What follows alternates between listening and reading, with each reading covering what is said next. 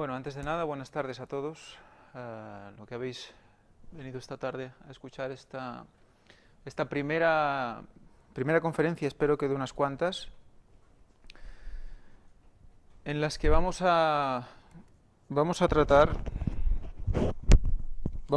de conocernos un poco mejor y de plasmar un poco cuál es la situación actual de la gente, de la mente de la gente. Supongo que estáis, los que vivís en ciudad, sobre todo, hoy en día estáis acostumbrados a un ritmo de vida en el que no se para casi nada. Cuando paramos es para dormir, como aquel que dice. Entonces, corren corrientes de cambio. Si la gente se está planteando realmente qué estamos haciendo, quiénes somos, por qué tenemos que estar siempre para arriba y para abajo, y realmente si la vida es esto, es agobiarse por el día a día y llegar al final de la semana que parece que han pasado 7 minutos en vez de 7 días. Entonces, ¿qué pasa? Mucha gente, muchísima gente está buscando un cambio, está buscando una transformación, pero una transformación real, un punto en el que apoyarse, porque ven que solos no pueden. Y veremos que que hay un proceso desde la situación que vemos en la parte superior de la diapositiva a la parte inferior. Ahí la gente escoge muchas salidas. Y aquí vamos a ver un poco qué caminos nos muestra la vida y cuáles son los más adecuados. Para empezar, vamos a escuchar las palabras vamos a leer las palabras de alguna gente, de algún intelectual, de algún escritor. Veremos que habrá connotaciones religiosas, espirituales, porque el hecho de dónde somos, dónde venimos, a dónde vamos, son preguntas que mucha gente en un momento u otro de su vida se hace y pasan mucho por el tema espiritual. Entonces, ¿qué dice, por ejemplo, George Gallup, un famoso encuestador? La gran mayoría de encuestas a nivel mundial son realizadas por la empresa de este señor. Dice: la espiritualidad contemporánea puede asemejarse a una bolsa de sorpresas, de experiencias al azar, que hace poco más que prometer humedecer los ojos o dar calidez al corazón. Necesitamos perspectiva para separar el alimento espiritual chatarra del saludable, la moda de lo que verdaderamente transforma. Este cúmulo de deficiencias, al parecer, pone en duda el poder transformador de las creencias religiosas. ¿Qué nos expone de entrada este señor? Nos expone que la espiritualidad hoy en día se está diluyendo o se está concretando, concentrando en una serie de emociones que hacen ponerte eufórico, o te hacen llorar, o te emocionan, pero que realmente les falta ese poder transformador. Y lo cataloga como deficiencias en comparación con las creencias religiosas. El doctor Herbert Edgar Douglas, en un libro llamado Profecías Dramáticas de Ellen White, nos dice: la mayoría de la gente está espiritualmente hambrienta y encontrarán algún líder espiritual que prometa satisfacer su búsqueda de sentido. Oídos con comezón encontrarán maestros que satisfagan sus deseos. Aquí nos medio cita un texto bíblico, 2 Timoteo 4:3. Por esto, la nueva espiritualidad está cubriendo las iglesias de Estados Unidos. En este libro, este señor nos dice que en Estados Unidos, esto está escrito en 2009, hay una nueva corriente, una nueva espiritualidad que está cubriendo todas las iglesias de diferentes denominaciones, sobre todo protestantes, y que están aprovechando las ganas de oír, de escuchar, de tener respuestas de la gente para acoger adeptos. ¿Y qué pasa? Dice aquí que mucha gente acude a alguien que parece tener respuestas y se engancha, porque todo el mundo busca respuestas, aunque no lo exprese cada día en la calle. Todo el mundo se hace preguntas. John MacArthur, pastor evangélico y autor bien conocido en California, en su libro Fe Imprudente nos dice: el consenso de los evangélicos ha cambiado decididamente en las últimas décadas. Nuestro mensaje colectivo es ahora escaso en doctrina y abundante en experiencia. El pensar se considera menos importante que el sentir. Es una frase muy interesante. Si realmente no sientes aquella pasión, si no sientes aquella emoción, pues ya no vale, ya no cuenta. El amor a la sana doctrina, que siempre ha sido una característica distintiva del evangelicalismo, casi ha desaparecido. Añadan a esta mezcla una dosis de misticismo y tienen la receta para un desastre espiritual completo. Está hablando es un pastor evangélico, está hablando de su propia iglesia evangélica y está viendo cambios dentro de su iglesia, ¿no? La gente tiende a buscar lo emocional, ¿eh? Os presento un libro, es El conflicto de los siglos, lo escribió Ellen White hace, pues, 120 o 130 años, no, 120 años. Y Ellen White es una persona, una mujer especial, escribió miles de páginas sobre cosas que habían de pasar en un futuro. Sorprendentemente acertó todas, y hay cosas que hay escrito que aún no se han cumplido y que son importantes de tener en cuenta. Esta mujer también se cita mucho en las conferencias del Gran Engaño, que podéis encontrar en la web elgranengaño.wordpress.com, y también habla de temas como el que estamos tratando en esta conferencia. ¿Qué nos dice aquí? En el capítulo 28, la verdadera conversión es esencial, nos dice: demasiado a menudo, los reavivamientos populares son provocados por apelaciones a la imaginación, por la excitación de las emociones y por la gratificación del gusto por lo que es nuevo y extraordinario. Lo nuevo tira, lo que es diferente tira, y hace que la gente abra los ojos y se enganche. Los conversos ganados de este modo manifiestan poco deseo de escuchar la verdad bíblica, poco interés en el testimonio de los profetas y apóstoles. El servicio religioso, que no revista un carácter un tanto sensacional, no tiene atractivo para ellos. Un mensaje que apele a la fría razón no despierta eco alguno en ellos. No tienen en cuenta las claras advertencias de la palabra de Dios, las cuales se refieren directamente a sus intereses eternos. Esto fue escrito en el año 1860-70 y cuadra bastante con lo que hemos leído en el año 2009. ¿Qué sigue diciendo? A pesar del decaimiento general de la fe y la piedad, en esas iglesias hay verdaderos seguidores de Cristo. Antes que los juicios de Dios caigan finalmente sobre la tierra, habrá entre el pueblo del Señor un avivamiento de la piedad primitiva, como no se ha visto nunca desde los tiempos apostólicos.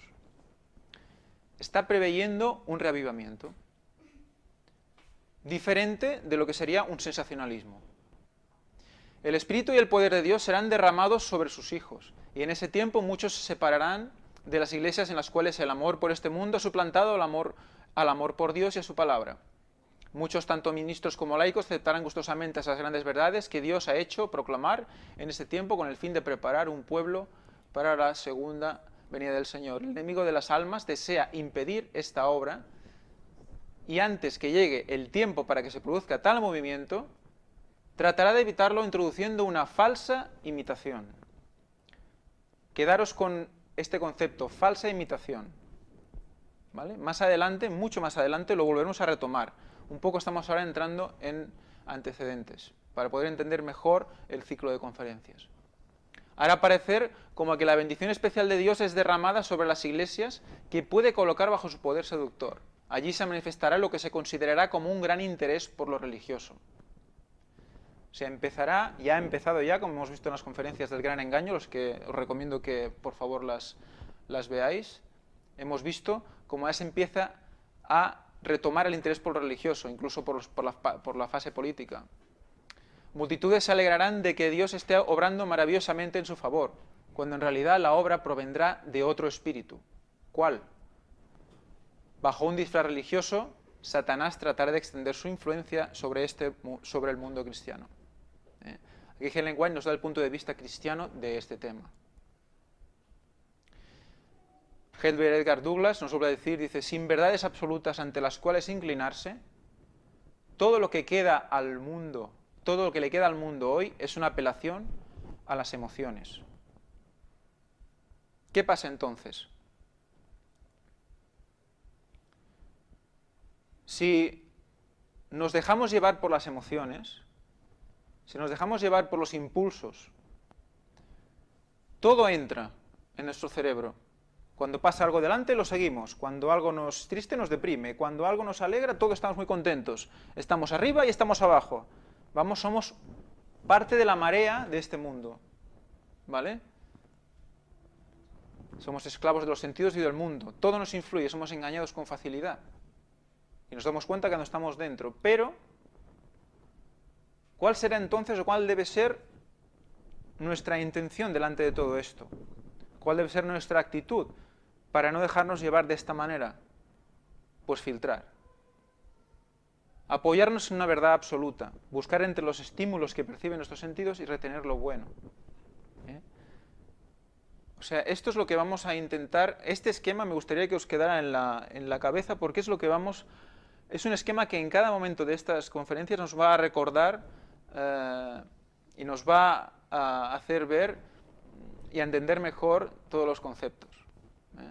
Lo verde sería el estímulo adecuado y los rojos son estímulos engañadores o estímulos que nos hacen hacer cosas que no queremos. Entonces, bajo estos antecedentes, ¿cómo está la humanidad hoy? En general. Vamos a empezar por datos como el suicidio. ¿Por qué se suicida la gente? ¿Por qué empezamos por el suicidio? Quizás es demasiado fuerte empezar por el suicidio, pero los datos que vamos a ver nos van a enseñar que está cogiendo una magnitud muy importante.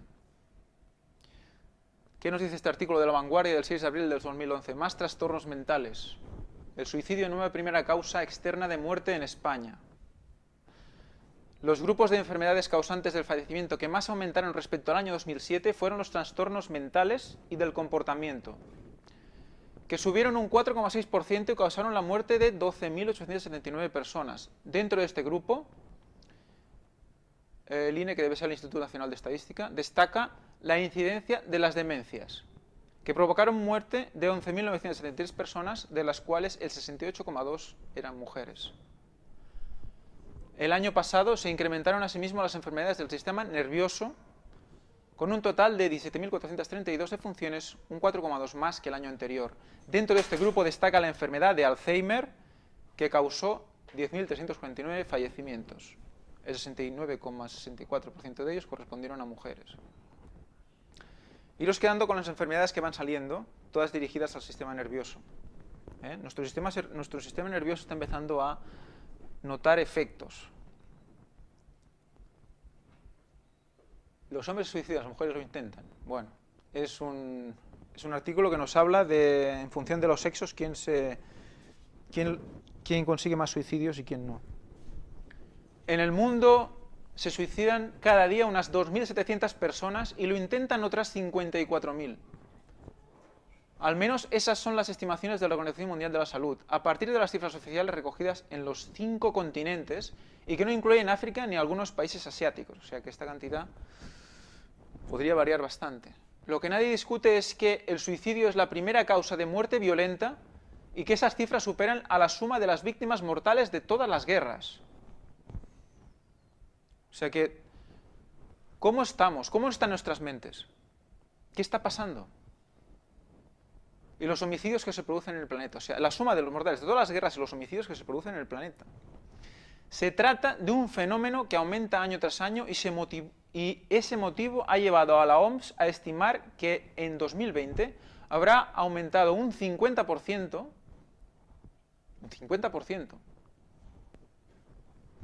el número de personas que se quitan la vida. Es un artículo del País. En el caso de España, los últimos datos oficiales revelan que en el 2008 hubo 3.457 suicidios, una cifra que por primera vez supera los fallecimientos en accidente de tráfico. Eso significa una media de 9 suicidios diarios.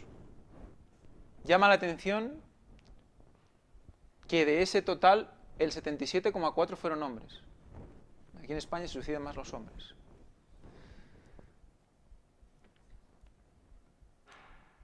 Aquí sigue el artículo y nos va hablando que hablan diferentes psiquiatras. En este caso, este psiquiatra ha tratado a centenares de personas con tendencias suicidas durante su carrera profesional y también ha asistido al entierro de muchos de ellos. Son personas profundamente desgraciadas porque su único pensamiento esencial es la muerte. Fijaros, ¿qué hace que una persona piense constantemente en la muerte? ¿Vale? Evidentemente hay muchos factores, habrá factores genéticos, etcétera, pero el hecho de que aumente cada año, se tengan previsiones de aumente el 50% en 10 años, es porque hay algo más que la genética. Las ganas que tienen de morirse son inversamente proporcionales a la felicidad que sienten. Cuanto más felices, menos ganas de morir, evidente. Por eso añade, cuando esos pacientes acuden a su consulta y los encuentra animados, Tejedor, que es la psiquiatra, constata que tienen muchas ganas de seguir viviendo. O sea, que se encuentran, cuando están bien se encuentran a tope, se encuentran con ganas de vivir, pero cuando se encuentran mal, tendencia suicida. El suicidio es una pérdida inútil, es el reconocimiento del fracaso de toda la sociedad, del sistema médico, laboral, el entorno familiar. O sea, no saben, no pueden parar esta tendencia. Da mucha vergüenza hablar de él porque siempre queda la sensación de que se podía haber hecho algo más para evitarlo, explica Miguel Orós, un médico forense con 25 años de experiencia que durante más de una década formó parte de un grupo de facultativos del Hospital de Belviche dedicado al estudio bioquímico de las patologías cerebrales. Ha tratado a centenares de pacientes y sostiene que la principal causa que lleva al suicidio es la depresión, la soledad y la falta de comunicación, en la que están sumidas miles de personas. ¿Cuántos de nosotros o gente que conocemos, tienen una vida dirigida a la soledad y a la falta de comunicación? Pero empezando ya por los niños, por los adolescentes. Trabajamos, acabamos, la tele y a dormir. Trabajamos, tele, dormir. Esperando que llegue el fin de semana para desahogarnos. Suicidarse no es fácil. Al tanto con esto, porque la gente piensa que es cobarde el que se suicida. Para quitarse la vida hay que tener una gran capacidad de razonamiento. O sea, se suicida la gente que no entiende, que no comprende, ¿no? Se suicida gente que razona, que busca, que no encuentra. Gente que busca respuestas y se vuelve loca o se vuelve inestable porque no sabe dónde ir, no sabe qué hacer. La única solución que ve es el suicidio. La lógica le lleva, o el razonamiento le lleva al suicidio. Asegura Miguel Orós. La doctora Carmen Tejedor también transmite un respeto por esas personas, muy alejado del tópico social que los considera cobardes. Los suicidas son personas tremendamente desgraciadas y el suicidio es la muerte más desoladora que existe. Muchísimo más que un cáncer terminal, concluye.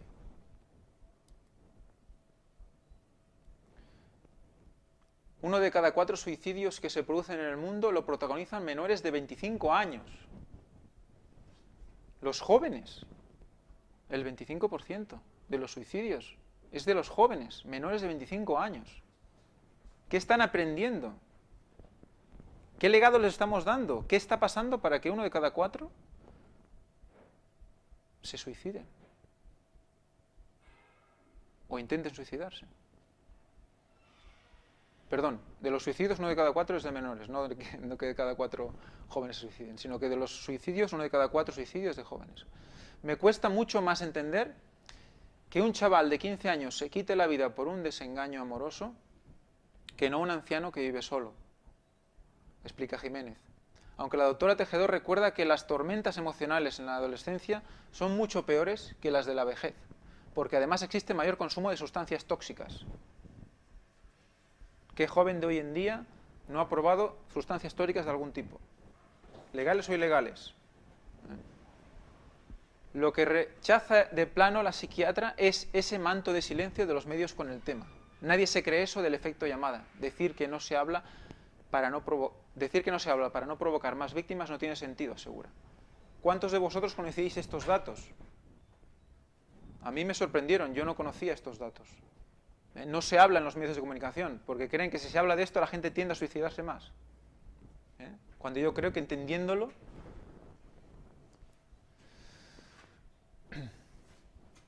Y en resumen, dice, 5 son las causas que pueden empujar a una persona al suicidio, explica la psiquiatra Carmen Tejedor.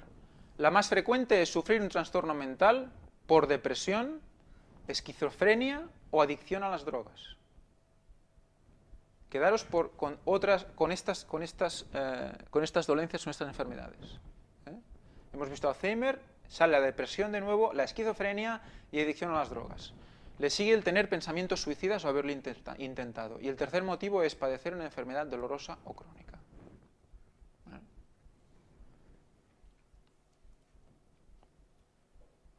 ¿Qué tenemos aquí? La sacerdotisa de la felicidad se suicida. Es un artículo curioso, porque es una persona muy famosa en Corea, creo que es, tú lo lees mejor, Corea del Sur creo que es. Ajá. Muy famosa en Corea del Sur, conocida por sus libros sobre la felicidad y la esperanza. Fue encontrada muerta el viernes junto a su esposo en la habitación de un motel. Una carta divulgada por la policía, la escritora asegura que algo iba mal en su cuerpo en los últimos 2 años y decide suicidarse. Dice, Corea del Sur registró la tasa de suicidios más alta para las mujeres en los países desarrollados y la segunda más alta para los hombres después de Japón. En Oriente tenemos a esta mujer que vende muchísimos libros, le llamaban la sacerdotisa de la felicidad por la gran cantidad de libros que ha vendido de autoayuda, y ella misma no ve solución a sus problemas, su marido creo que también tenía una enfermedad, y suicidan los dos juntos. O sea, fijaros un poco en que en la situación de depresión no se explica de manera en el día a día. Los doctores, la medicina, no sabe cómo pasa esto. Y hay gente que intenta buscar una lógica a la vida sin una verdad absoluta. Como nosotros podemos hacerlo, nosotros podemos cambiarlo, nosotros podemos dominar, nosotros podemos, pero al final vemos muestras de que incluso alguien que era un referente en estos temas, pues acaba suicidando. Esto da que pensar. Ellen White otra vez, la voy a ir sacando bastante en estas conferencias porque escribió mucho y de todo y veremos cómo se van a ir corroborando cosas que escribió en el año 1860, entre 1860 y 1900, con cosas que se pueden ver hoy en día. Y vemos cómo sigue siempre cumpliéndose lo que vaticina. Dice, Satanás es el originador de la enfermedad. ¿Vale? Desde el punto de vista cristiano, tenemos a Satanás en el originador de la enfermedad. Y el médico lucha contra su obra y poder. Por doquiera prevalece la enfermedad mental. Esto es el año 1860. El 90% de las enfermedades que sufren los hombres tienen su fundamento en esto. El 90%, 9 de cada 10. Luego veremos si esto se cumple hoy en día. Puede ser que alguna aguda dificultad del hogar esté royendo como un cáncer el alma y debilitando las fuerzas vitales. Nos introduce el concepto de las fuerzas vitales. Tengamos en cuenta que cada órgano de nuestro cuerpo tiene una fuerza vital para nuestra vida. Y si nuestro cerebro no está en condiciones, esa fuerza vital se desgasta, se debilita. A veces el remordimiento por el pecado mina la constitución y desequilibra la mente. Hay también doctrinas erróneas como la de un infierno que arde eternamente y el tormento sin fin de los impíos, como habla la Iglesia Católica, que al presentar ideas exageradas y distorsionadas del carácter de Dios han producido el mismo resultado en las mentes sensibles. Los incrédulos han sacado partido de estos casos desgraciados para atribuir la locura a la religión. Pero esta es una grosera calumnia y no les agradará tener que enfrentarla algún día. Lejos de ser causa de locura, la religión de Cristo es uno de los remedios más eficaces, porque es un calmante poderoso para los nervios. Aquí ya nos está dando pistas de una posible solución. Muy íntima es la relación entre la mente y el cuerpo. Sigue hablando Ellen White en el libro Consejos sobre la Salud. Cuando una está afectada, el otro simpatiza con ella. La condición de la mente influye en la salud mucho más de lo que generalmente se cree. Muchas enfermedades son el resultado de la depresión mental. ¿Recordáis depresión? La hemos visto antes. Las penas, la ansiedad, el descontento, remordimiento, sentimiento de culpabilidad y desconfianza menoscaban las fuerzas vitales y llevan al decaimiento y a la muerte. Algunas veces la imaginación produce la enfermedad. Esto es muy fuerte, ¿eh? La imaginación. Me duele la pierna. ¡Ah! Seguro que esto debe ser un cáncer de huesos, fijo, porque esto lo he visto yo y... Entonces, ¿qué pasa?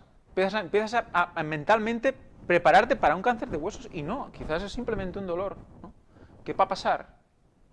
Es frecuente que la agrave esta imaginación, la enfermedad. Muchos hay que llevan vida de inválidos cuando podrían estar sanos si pensaran que lo están. Muchos se imaginan que la menor exposición del cuerpo les causará alguna enfermedad y efectivamente el mal sobreviene porque se le espera.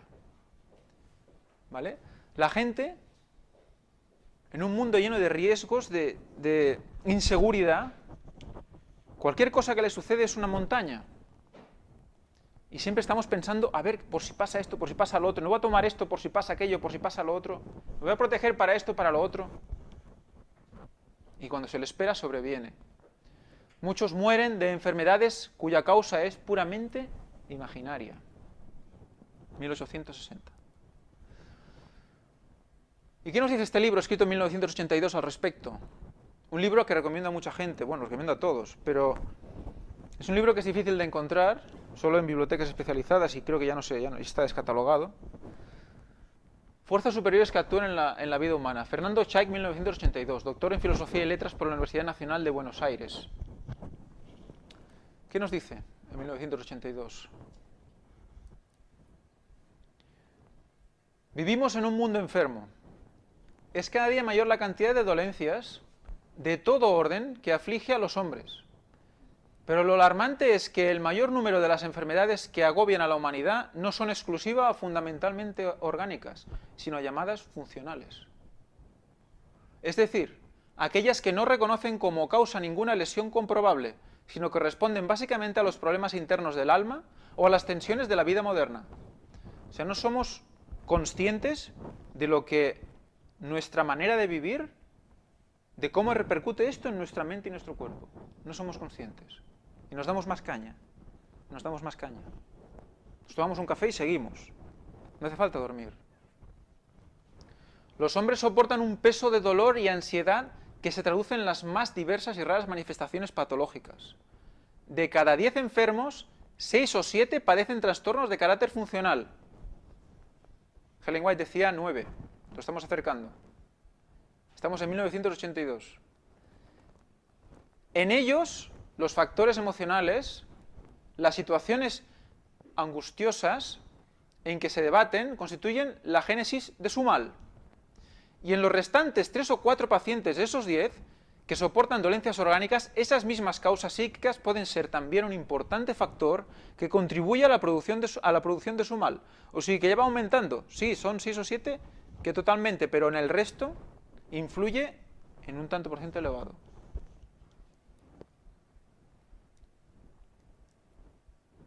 ¿Cómo sigue?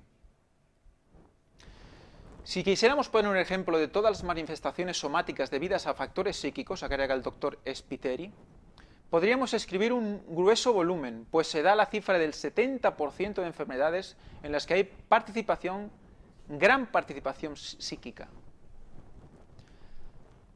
Muchas son las personas que luchan con una constitución nerviosa hereditariamente deficiente, y a quienes los sinsabores y las luchas de la vida afectan en forma muy pronunciada, determinando la aparición de trastornos psíquicos y físicos. Nos habla de un componente hereditario importante también. Pero fijaros en la gran participación psíquica en las enfermedades. O sea, entonces ya empezamos a pensar, empezamos a ver, a vislumbrar el gran poder que pasa por nuestra mente. ¿Vale? Un poder que puede discernir entre la salud o la enfermedad.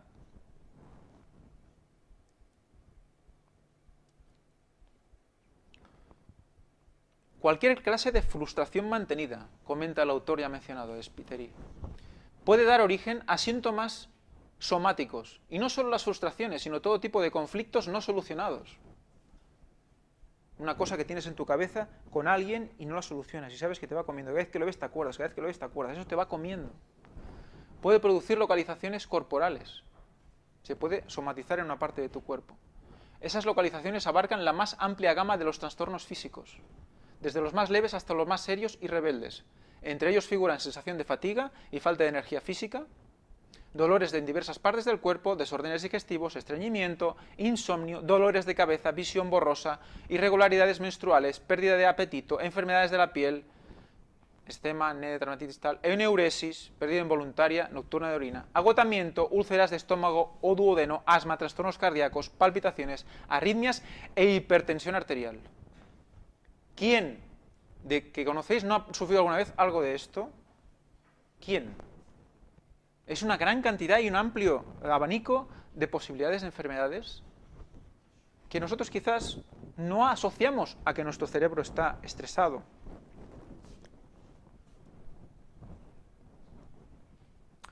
El cuadro de la salud psíquica y mental del mundo, en el 82.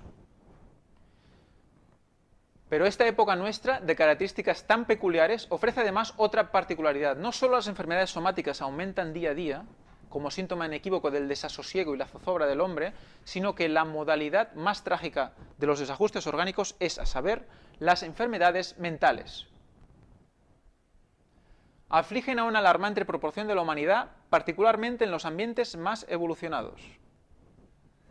¿Vale? En la sociedad más industrializada, en la sociedad más moderna, tenemos más comodidades, tenemos más facilidades, pero también más trastornos mentales. ¿Qué pasa? ¿Qué estamos haciendo? Solo en los Estados Unidos existen 9 millones de personas que sufren de enfermedades mentales. Eso en el 82. Se calcula que de cada 12 niños nacidos en ese país, uno sufrirá en algún momento de su vida de alguna enfermedad mental, lo suficientemente grave como para requerir hospitalización.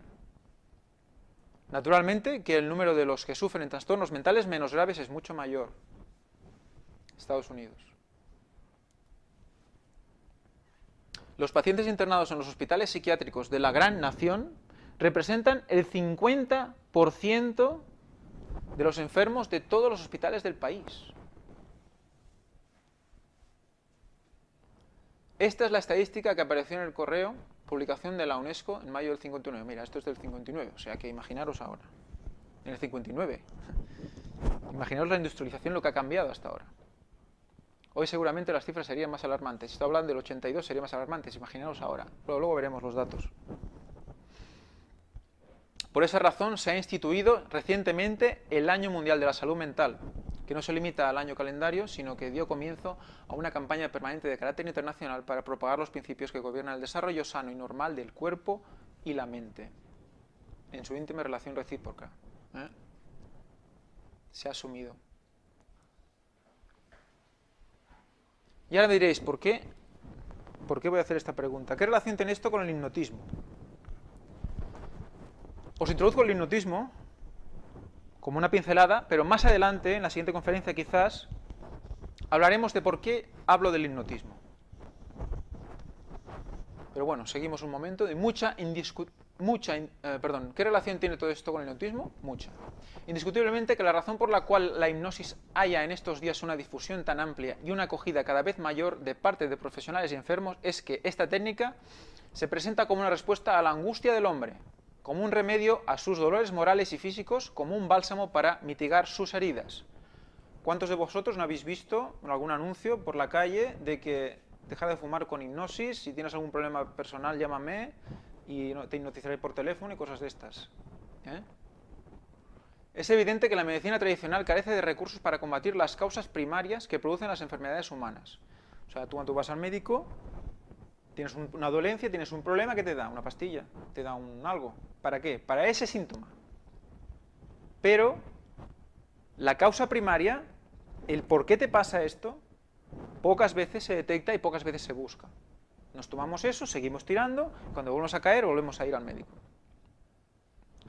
Y debido precisamente a que los profesionales del arte de curar han comprobado el fracaso de todos los demás procedimientos terapéuticos para resolver los graves problemas de la vida, tanto internos como externos, para solucionar los intrincados conflictos emocionales, cierta corriente médica está recurriendo a esta técnica como una tabla salvadora, con la esperanza de encontrar en ella el remedio para esta clase de males.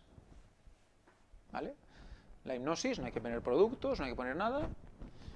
Te hipnotizan, solucionado. Es tan fácil, es tan bonito, lo vamos a ver. ¿Es el hipnotismo una respuesta acertada para esta condición de la humanidad? ¿Resuelve la hipnosis los problemas patológicos que tienen hondas raíces anímicas? ¿Esos problemas que no logran encarar con éxito otras ramas de la medicina? ¿Es la hipnoterapia el remedio para los males del cuerpo y del alma?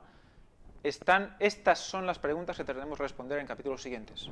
Bueno, nosotros los intentaremos responder en siguientes conferencias. El valor, la esperanza, la fe, la simpatía y el amor fomentan la salud y alargan la vida. Un espíritu satisfecho y alegre es como salud para el cuerpo y fuerza para el alma. Es un texto bíblico. Hay esperanza para el hombre tribulado. Tribulado quiere decir perseguido, atormentado. ¿Qué más tenemos? Daniel David Palmer. ¿Quién es este señor? Este señor fue un precursor de una de las técnicas más interesantes y eficientes que conozco para el control de problemas de cervicales, de espalda. Nació en Canadá. Tuvo diferentes trabajos, como podéis ver, apicultor, profesor de escuela, etc. Aunque su interés finalmente se centró en métodos de curación, salud y religión. Entre aquellos métodos se encontraba el magnetismo, del cual hablaremos más adelante en otras conferencias, antes de iniciar la quiropráctica, que fue su trabajo luego. Pronto se hizo popular y empezó a desarrollar su propio negocio, en su búsqueda de un sistema más eficaz para conocer y tratar la causa de la enfermedad, y después de estudiar la ciencia disponible de su época, fundó la quiropráctica en septiembre de 1895. Fue el fundador de la quiropráctica. ¿Qué dijo este señor? ¿Por qué lo menciono aquí? Dice, en conclusión quiero decir que la mayor parte de lo nuevo en este libro procede de otros, ya que no hay nada nuevo bajo el sol. Nada nuevo bajo el sol también es un texto bíblico de Salomón. Salomón dijo que todo se repite en este mundo, que lo pasado es y lo que es será. Por lo tanto, hay cosas que se conocían o que existían en 1800 y que en el año 2000 son válidas también. Y este señor en 1895 dijo,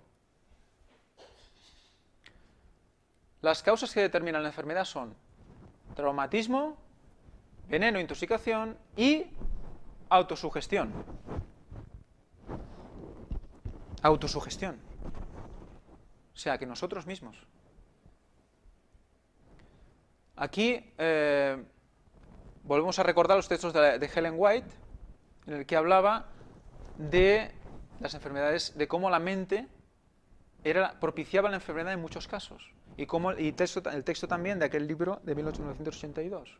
Y este señor, estudioso, precursor de la quiropráctica, llega a esta conclusión también. ¿Qué más tenemos? Sobre el tema mental. Sin salud mental no hay salud real. Un artículo en iMálaga, como la propia OMS destaca en una de sus resoluciones, el concepto de salud mental no es solo la ausencia de trastornos mentales, y la define como un estado de bienestar en el cual el individuo es consciente de sus propias capacidades, puede afrontar las tensiones normales de la vida, puede trabajar de forma productiva y fructífera y es capaz de hacer una contribución a la comunidad. Vale, esto es la definición de salud mental. ¿Cuántos de vosotros o cuántos de gente que vosotros conocéis, por ejemplo, pueden trabajar de forma productiva? Cada vez hay más paro, ¿no? Por ejemplo, si no pueden hacer eso, ya no estarían dentro de los que se definen como bienestar.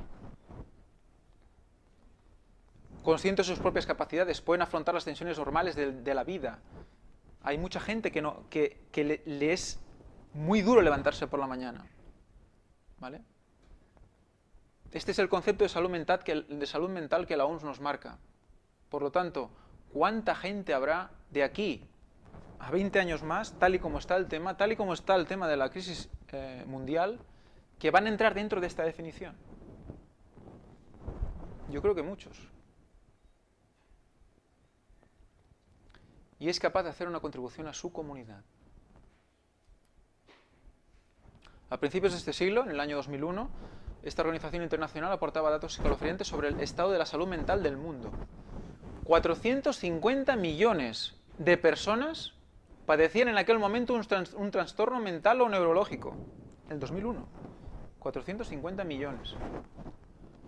121 millones sufrían de depresión. Y unos 24 millones padecían de esquizofrenia. Vuelve a salir. Hemos visto antes. Por citar solo algunos ejemplos, hoy la situación no parece estar mucho mejor.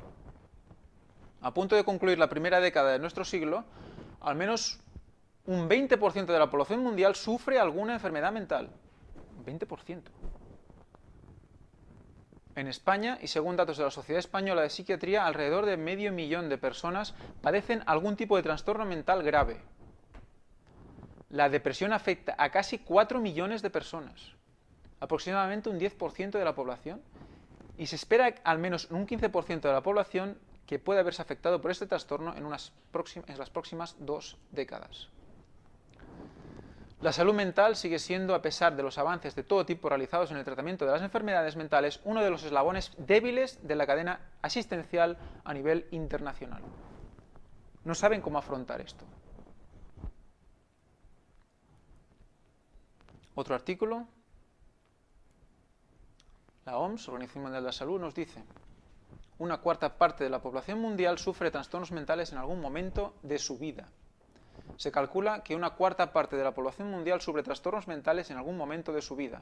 Los pacientes con trastornos mentales neurológicos o por consumo de sustancias suelen ser estigmatizados, desatendidos y sometidos a abusos. Los recursos disponibles son insuficientes, están distribuidos en forma no equitativa y se usan de modo ineficiente. En la mayoría de los países solo se gasta en salud mental menos del 2% de los fondos disponibles para la salud. En consecuencia, una gran mayoría de las personas con estos trastornos no reciben ninguna atención en absoluto. Da la sensación de que molestan. No saben qué hacer. Como no tienen un protocolo directo para el tratamiento directo, quedan como abandonados. La salud mental no es asunto de locos. ¿Qué nos dice? Noviembre de 2010. Además, resaltó que los estresores ambientales como la situación económica, laboral y la seguridad están ejerciendo una mayor influencia en la presentación de patologías psiquiátricas actualmente, así como en la repetición y la intensidad en que se presentan. El trastorno afectivo bipolar es una de las formas más severas. Aquí veremos un poco diferentes tipos de enfermedades mentales. comprende por igual a personas de uno u otro sexo en todas las edades y es padecido por el 3-5% de la población mundial. Su curso clínico comprende desde episodios leves de depresión hasta crisis de intensa exaltación psicomotriz. La esquizofrenia es un disturbio o un grupo de disturbios que afectan al balance químico del cerebro. Y en algunos casos su misma estructura. Produce síntomas como pensamientos que nadie comprende, oír o ver cosas inexistentes y hablar sin sentido. Y podemos preguntarnos, ¿es casualidad que esta situación del mundo se tenga en estos momentos así? ¿Es casualidad que cada vez aumente conforme pasan los años, conforme pasan los días, pasan las décadas? En la cantidad de gente que sufre trastornos mentales. Os vuelvo a remitir a las conferencias del Gran Engaño, ahí podréis ver respuestas a estas preguntas, de las cuales no nos vamos a extender, pero la población está como preparándose para recibir información que van a tener que engancharse a ella para sobrevivir, porque el mundo lo está llevando a perderse, está llevando a que la gente tenga depresión, tenga una manera de vivir que lo agobia, y se van a tener que enganchar a algo para sobrevivir. Cuadro depresivo unipolar, otro tipo de enfermedad. La depresión es una enfermedad crónica y de consecuencias serias. Trastorno de ansiedad, patrón de preocupación y ansiedad frecuente, constantemente preocupados.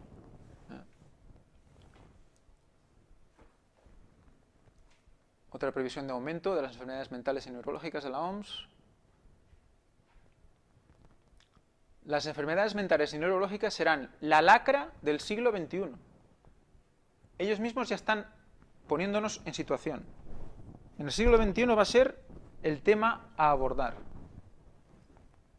Desde la depresión al Alzheimer, este tipo de dolencias que ya afectan alrededor de 400 millones de personas en todo el mundo van a seguir aumentando en las próximas 2 décadas. Bueno, si ya lo hemos leído. El doctor Sarraceno, director del Departamento de Salud Mental de la Agencia de Salud de la Organización de Naciones Unidas, ha declarado que las enfermedades mentales y neurológicas son un problema que afecta a todo el mundo. Todos estamos expuestos. También ha destacado que, según los expertos de la OMS, la depresión, que actualmente es la 5ª causa de discapacidad, será la 2ª en 20 años. Y tan solo tendrá por delante a la enfermedad coronaria. La 2ª en 20 años. También ha señalado que anualmente se producen en el mundo 10 millones de intentos de suicidio, de los que 1 millón se llevan a término. Bueno, el suicidio hemos visto antes. El director del Departamento de Salud Mental ha aclarado también que se espera que el número de afectados por Alzheimer aumente, según la población mundial va viviendo más.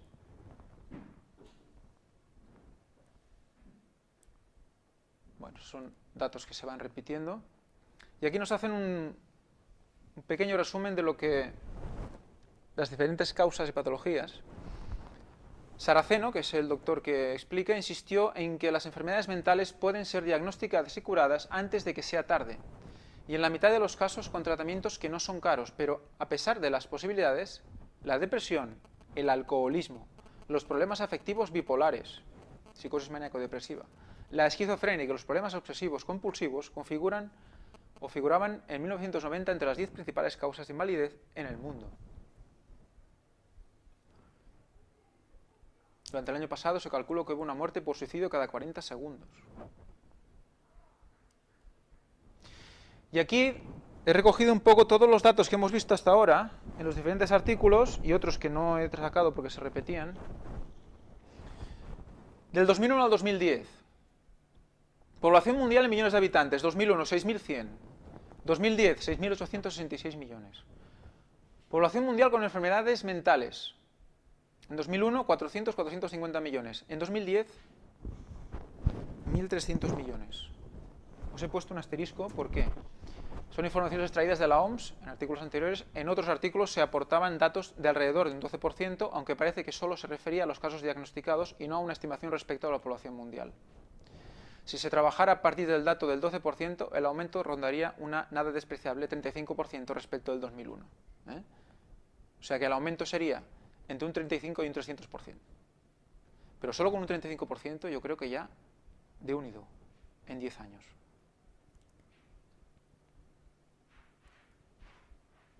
Y para acabar, una declaración del Gobierno Federal de México, que nos dice: en México, de acuerdo con la encuesta nacional de epidemiología psiquiátrica, el 28,6% de la población presentó algún tipo de trastorno mental alguna vez en su vida. Ya nos estamos acercando. 16 de octubre del 2010. Y esto es noticia extraída hace poco, el 1 de marzo del 2011, en el que habla de los jóvenes. Concretamente los jóvenes.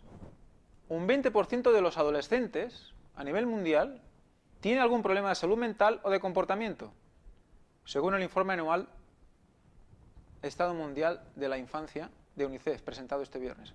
La directora de sensibilización de UNICEF España, Marta Arias, ha explicado que esta afección ha aumentado en los últimos 20 años debido a las rupturas en la estructura familiar y al aumento del desempleo, entre otros. Además, el problema de salud mental más frecuente es la depresión. Volvemos a la depresión. ¿Por qué cae la depresión? ¿Por qué tanta depresión? Recordamos el esquema que hemos visto antes de las dos cabezas, que una le entraba todo y la otra filtraba. Pues recibiendo tanta información, recibiendo tantos impulsos, tantas tendencias, no sabemos qué hacer. Además, fumar, consumir drogas y bebidas alcohólicas son riesgos para la salud de los adolescentes, que cada vez tienen más fuerza. Asimismo, la obesidad es una preocupación creciente en los países industrializados y mundo en desarrollo. Bueno. Artículo de La Vanguardia en la contra. Aquí vendrá un poco lo del comentario que he hecho hace un momento. Nigel Nicholson, experto en el comportamiento organizacional de London Business School, nos dice, veremos un poco la clave también para entender por qué en los países industrializados tenemos tantos problemas. No son elecciones menores. Si nacías pobre o rico, blanco o negro, o hombre o mujer, tus elecciones estaban limitadas desde la cuna. O sea, antes cuando nacías, si eras una mujer, hace 50, 60, 80 años, sabías que te ibas a crecer, te iban a enseñar a cocinar, a coser, te ibas a casar, a tener hijos, etc. Estaba claro, no había dudas. Hoy cada vez están más abiertas para todos. El progreso es el ensanchamiento de nuestra capacidad de elegir. Interesante definición de progreso. Podemos elegir, tenemos muchas cosas para elegir. Y parece irrenunciable, dice el encuestador. Sí, lo es. Por eso las enfermedades mentales se han disparado. Y por eso también es más difícil cada vez dirigir en política y en la empresa. ¿Por qué? Porque como tenemos tanta capacidad de elegir, ya no somos parte de la tribu, sino que hemos convertido el mundo en un mero escenario para que nuestro yo, lo único que creemos importante, se realice.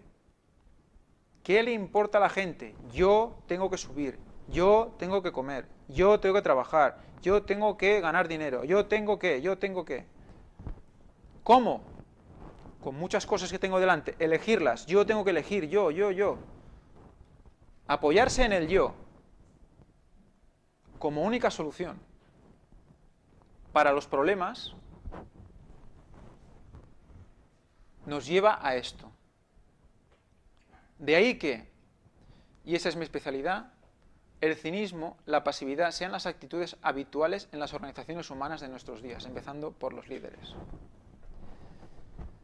Hoy los directivos llegan a las empresas no para concebir y realizar los mejores planes para el grupo, sino para que el grupo se convierta en el escenario donde ellos realizarán sus propios planes. El resto de la empresa son adversarios, aliados o irrelevantes. Entra una persona a trabajar y lo que le interesa es que para ella estar bien, los de su alrededor hagan lo necesario para que ella esté bien. He intentado definir el proceso como descentralización o disgregación grupal. Hemos perdido capacidad de pensarnos y sentirnos en comunidad. Y eso hace muy difícil liderarla. Hoy cada uno tiene un plan y solo está satisfecho si lo cumple. Nos ponemos una meta nos ponemos unas pretensiones, queremos llegar a cierto punto en nuestra vida, queremos ser el director de tal, queremos ser tener el empresario tal, y no lo conseguimos. ¿Y qué pasa? Entramos en una frustración. Y en algunos casos, ¿qué lleva esta frustración? Pues a una depresión y a otros problemas mentales.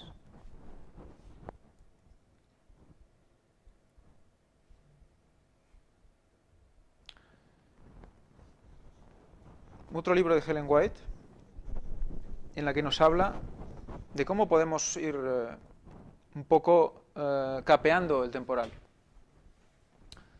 Se debe combinar la cultura moral con la intelectual y la física, a fin de tener hombres y mujeres bien desarrollados y equilibrados. Algunos están capacitados para ejercitar mayor fuerza intelectual que otros, mientras que otros se inclinan a amar y disfrutar del trabajo físico. Ambas clases deberían tratar de mejorar en lo que son deficientes, para que puedan presentarle a Dios todo su ser en un servicio vivo, santo y agradable, que es un culto racional. Las modas y costumbres de la sociedad elegante no debieran determinar un curso de acción. Las modas y costumbres de la sociedad elegante no debieran determinar su curso de acción. Más modas, más costumbres, más inputs, más información que nos llevan como en una marea. Ahora de moda es esto, ahora lo otro, ahora lo otro. No estamos asentados, perdemos la seguridad. El inspirado apóstol Pablo añade: no os conforméis a este siglo, sino transformaos por medio de la renovación de vuestro entendimiento.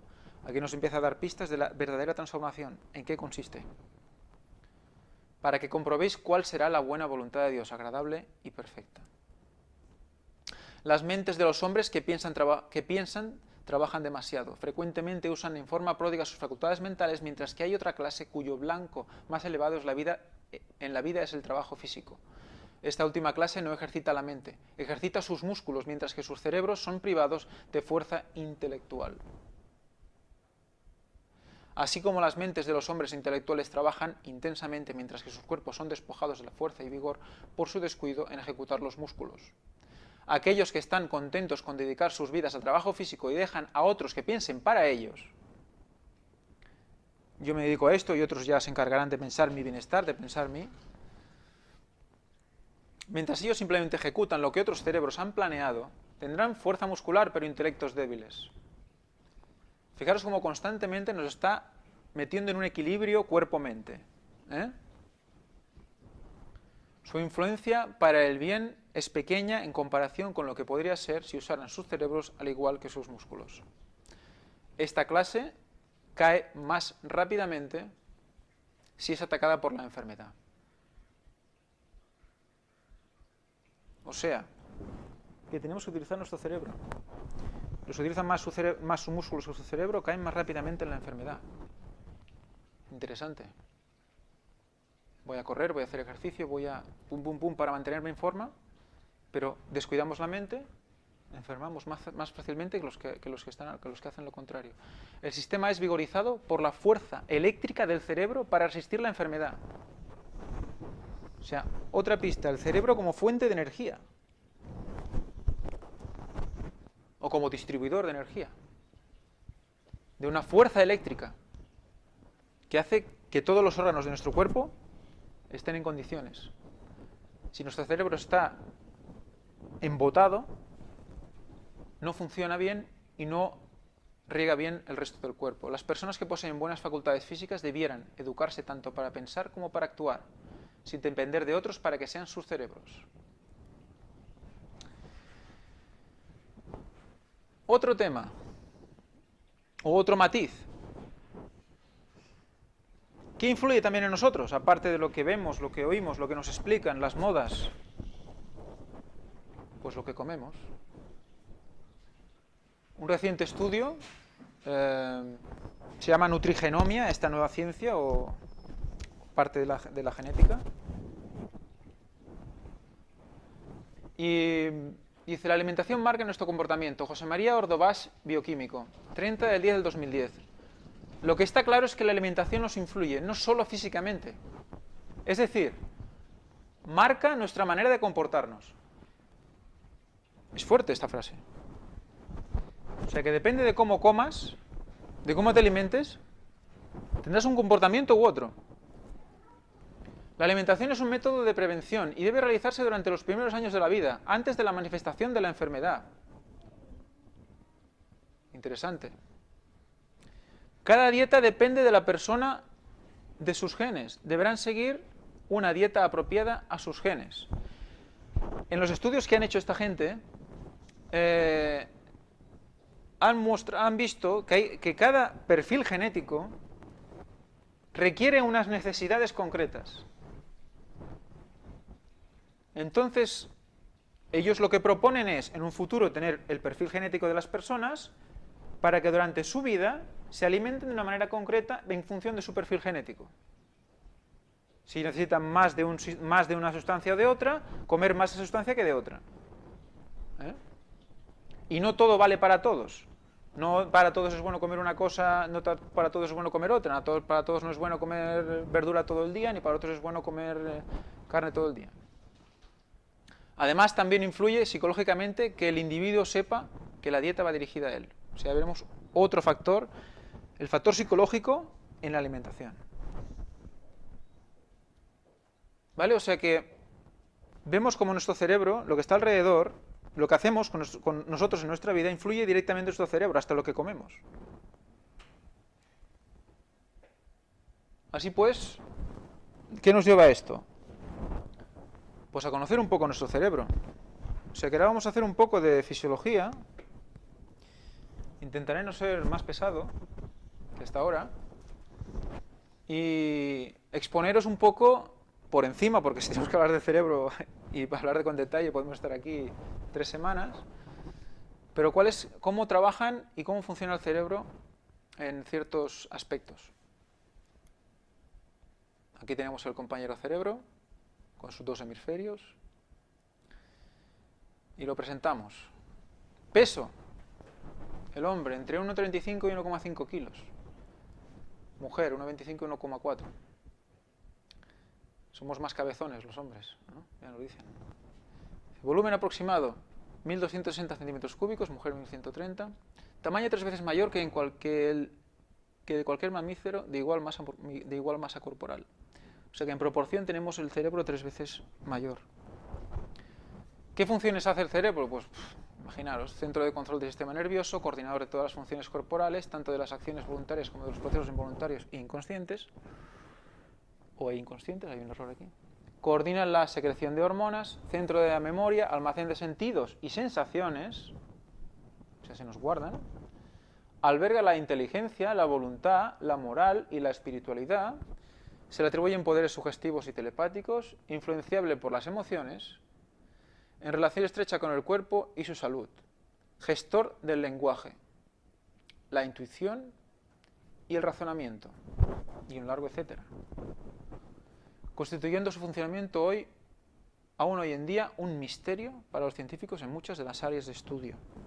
Aún no se conoce, ni mucho menos, todo lo que el cerebro guarda en su interior. Las mediciones de densidad neuronal por unidad de volumen hacen suponer que en un cerebro humano, cuya capacidad oscila entre los 1.100 y los 1.500 centímetros cúbicos, pueden contener un orden de unos 100.000 millones de neuronas. Es una pasada.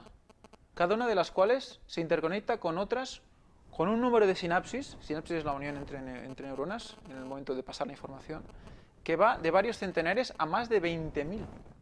Cada neurona. Por 100.000 millones, imaginaos lo que tenemos dentro de nuestra cabeza. Formando una red estructural de unas 100 veces más compleja que la red telefónica mundial.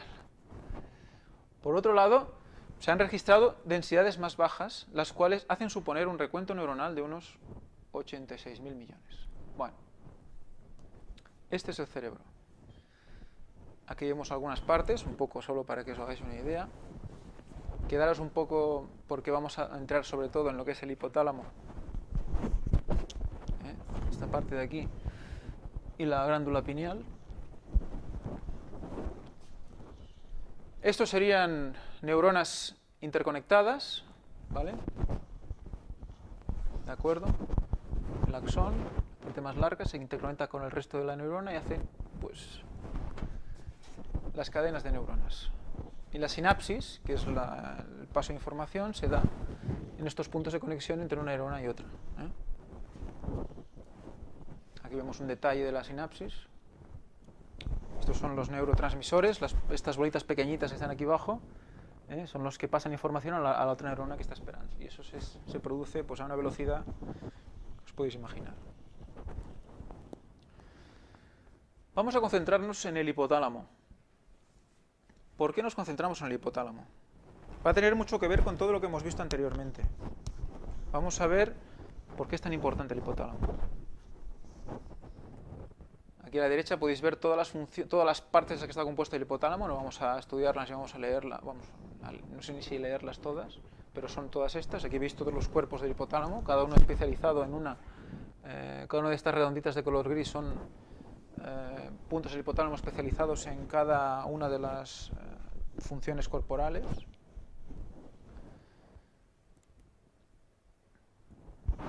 Aquí volvemos a verlo. Los puntitos de esas bolas de color rosa a mano derecha, abajo, son los puntos del hipotálamo. Entonces, resumiendo, ¿cuáles son las actuaciones? Actúa sobre las emociones, ¿vale? Ahora veis por qué nos interesa tanto. Hemos visto antes que estábamos muy influenciados por las emociones, por los sentimientos, por los impulsos. Pues actúa sobre las emociones, sobre la temperatura corporal, tensión y presión arterial, la reproducción, la vida sexual, zonas erógenas y genitales, regula la sed, el hambre y la saciedad, control de los ciclos del sueño y relajación. Esto es lo que nos va a llamar más la atención, lo que vamos a estudiar más en estas conferencias, al menos de momento. Interacción con el sistema inmune, agresividad, testosterona, estado de ánimo. ¿Vale? Es un poco un resumen de las diferentes tipologías.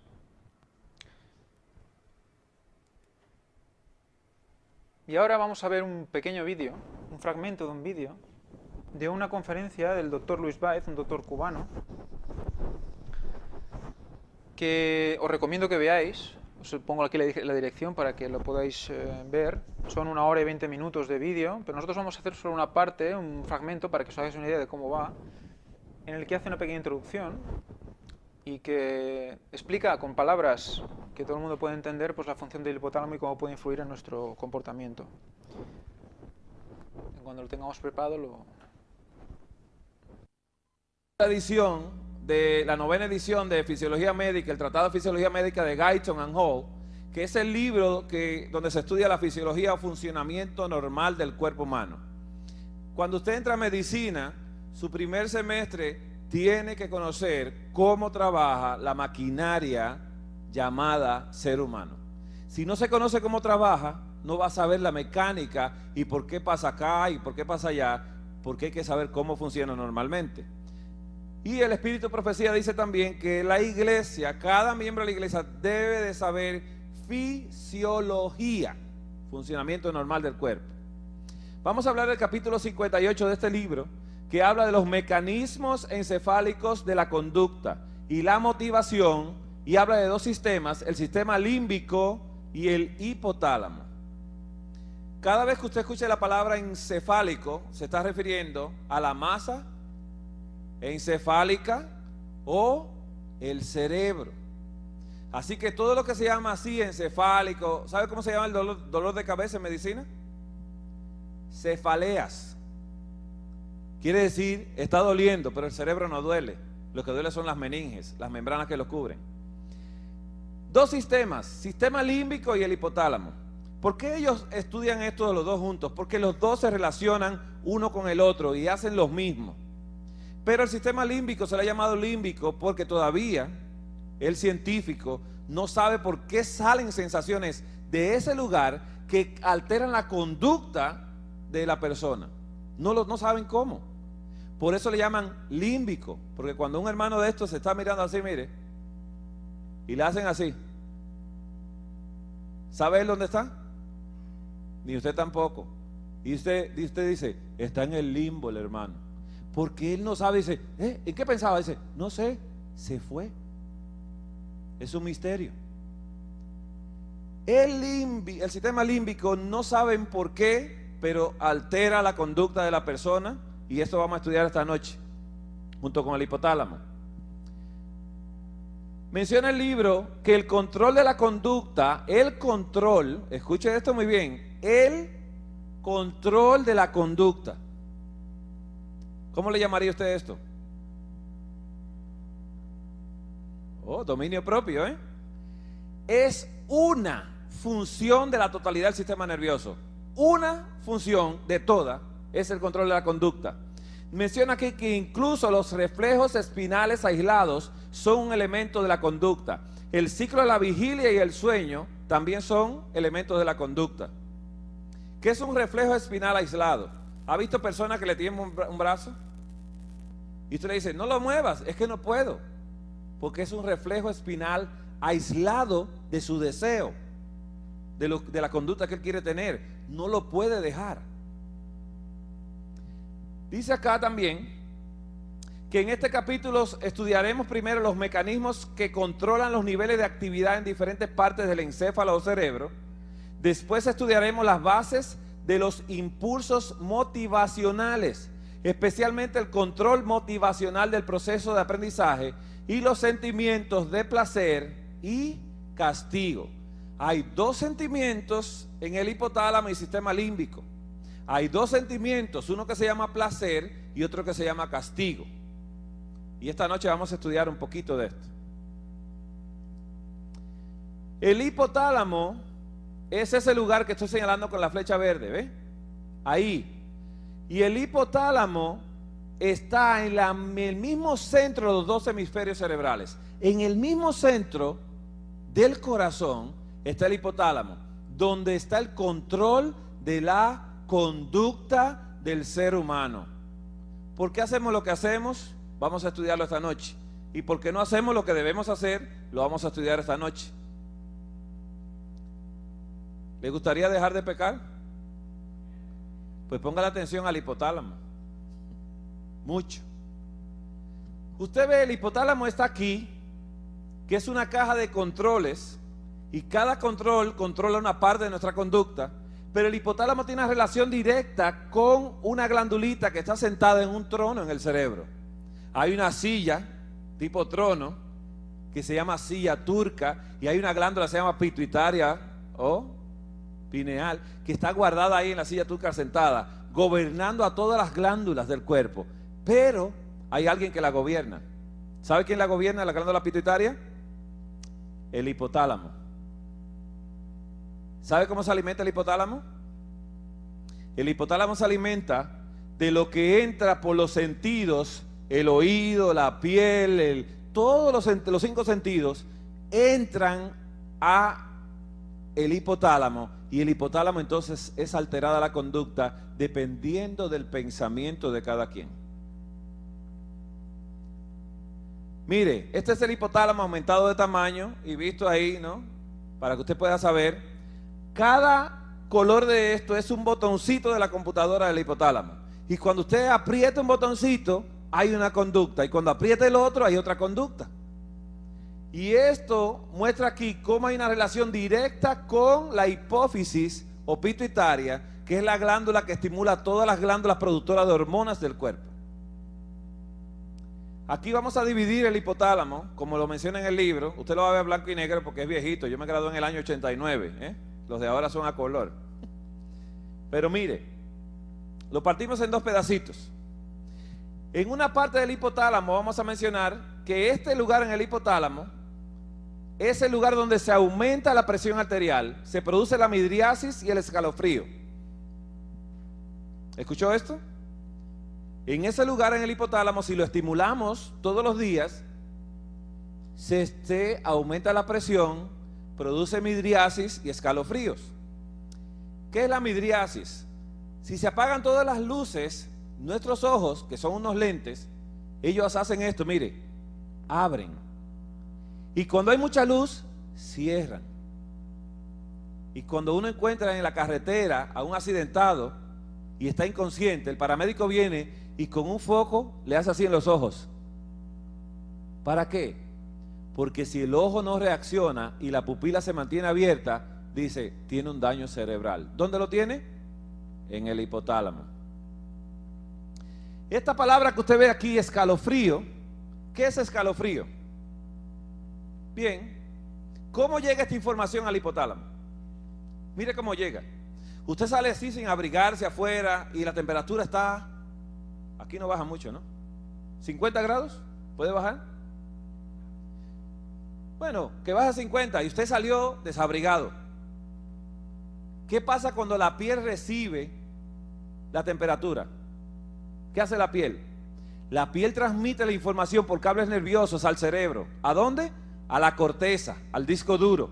Y el disco duro se lo envía a otro lugar, que mañana vamos a estudiarlo, y de ese lugar va al hipotálamo y dice, ¿qué te parece a ti? Estaba frío acá. Y el hipotálamo manda a que usted sienta escalofrío en la piel y tiemble para que se cubra, porque él quiere ayudarlo en su conducta.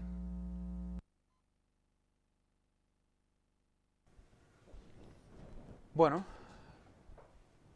habéis visto por qué nos centramos en el hipotálamo. Qué importante que es el hipotálamo en esto.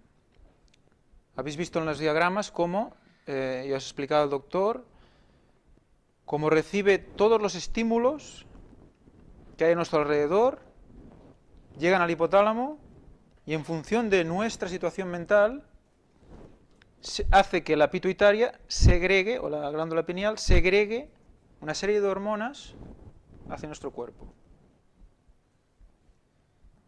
Entonces, esos estímulos,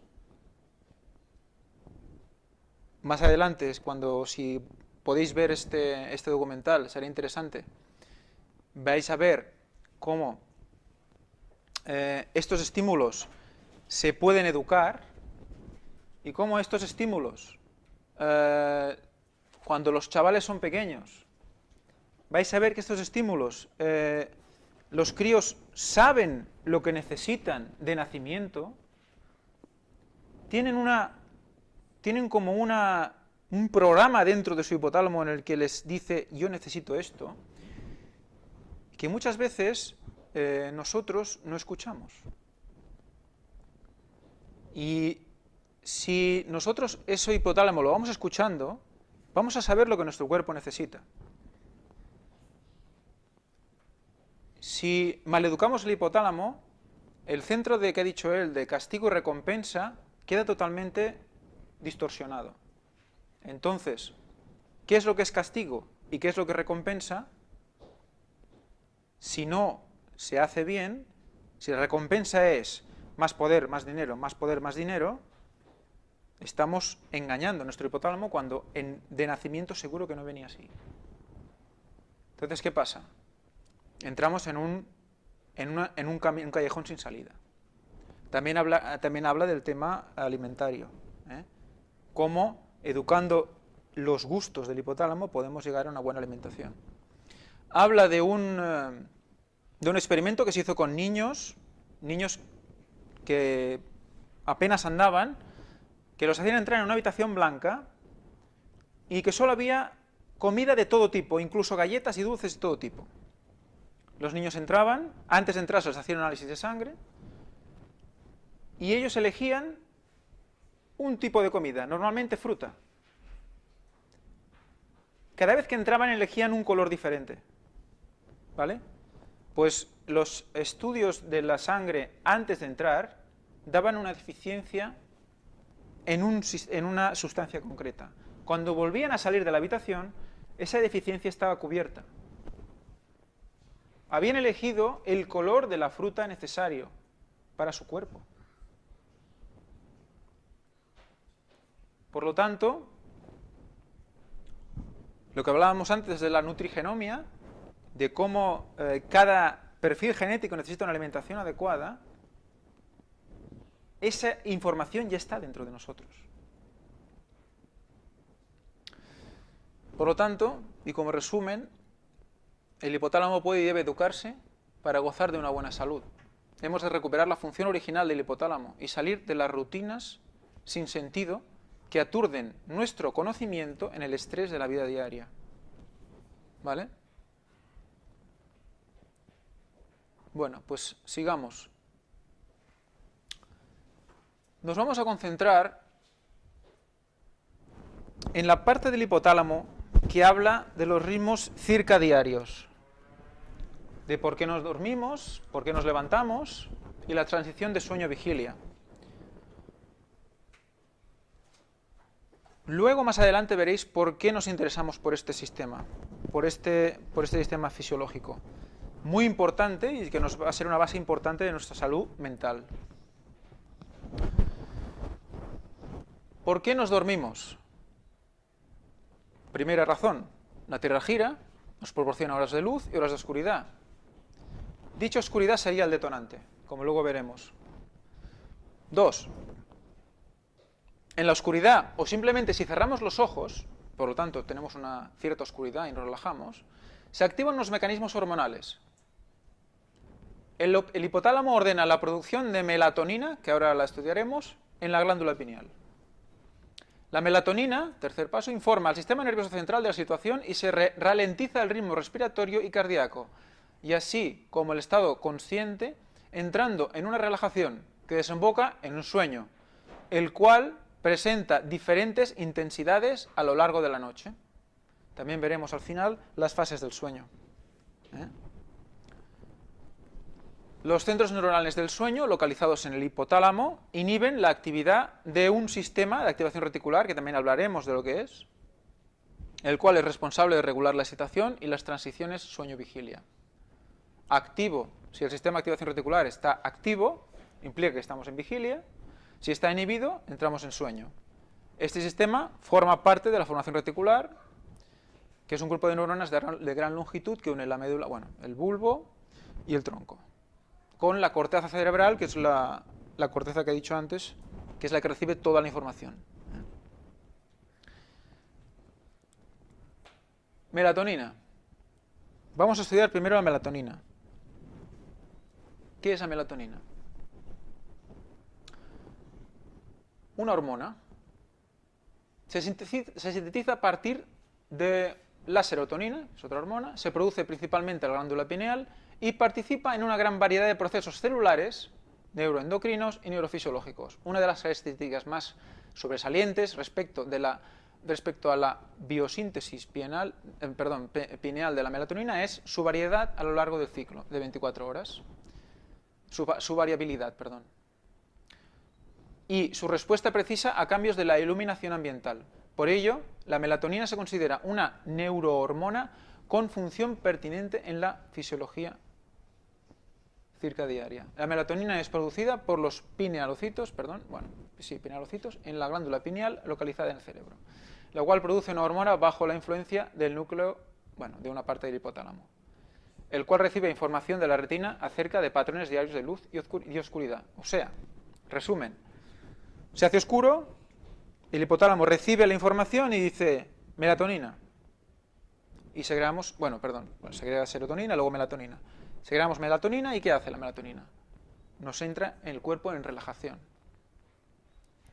Informa al sistema nervioso central y este se relaja. Estudios recientes observan que la melatonina tiene, entre otras funciones, además de la hipnoinductora, o sea, inductora del sueño, la de disminuir la oxidación. O sea, si duermes más y mejor, te mantienes más joven.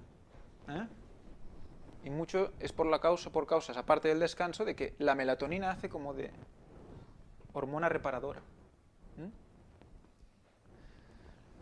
Por esto, los déficits de melatonina casi siempre van acompañados de los siguientes efectos psíquicos: insomnio y depresión. Vuelve a aparecer la depresión. Mientras que en la metabolización, el déficit de melatonina parecería tener por contraparte una paulatina aceleración del envejecimiento. Existen alimentos que poseen precursores de la melatonina. Entre estos, los más comunes son la avena, las cerezas, el maíz, el vino tinto, los tomates, las patatas, las nueces y el arroz. Os recomiendo todos menos el vino tinto. ¿Vale? Por razones obvias. Fijaros, la avena, las cerezas, el maíz, los tomates, las patatas, las nueces y el arroz. No es una mala dieta. y eso nos aporta precursores de melatonina.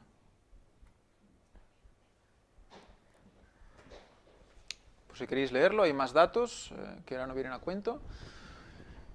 Regulación de la liberación de la melatonina. Se vio que el proceso de la liberación de melatonina es un proceso de fototransducción que se estimula en la oscuridad a través del ojo, enviando señales nerviosas que a través del tracto retinohipotalámico, etcétera, hace escalar por el núcleo, bueno, por una parte del hipotálamo, sale por la médula del ganglio cervical superior, etcétera, y de allí a la glándula pineal. Por tanto, la glándula pineal es un transductor neuroendocrino. La glándula pineal puede detectar algo de luz. Dice que en algunos lagartos se considera como un tercer ojo rudimentario. Bueno, eso del tercer ojo, quedaros con eso del tercer ojo. Porque más adelante, en otras conferencias, veremos cómo la glándula pineal tiene mucho que ver con esto del tercer ojo. Y hay culturas que utilizan el tercer ojo para un tema energético y hablaremos con tranquilidad.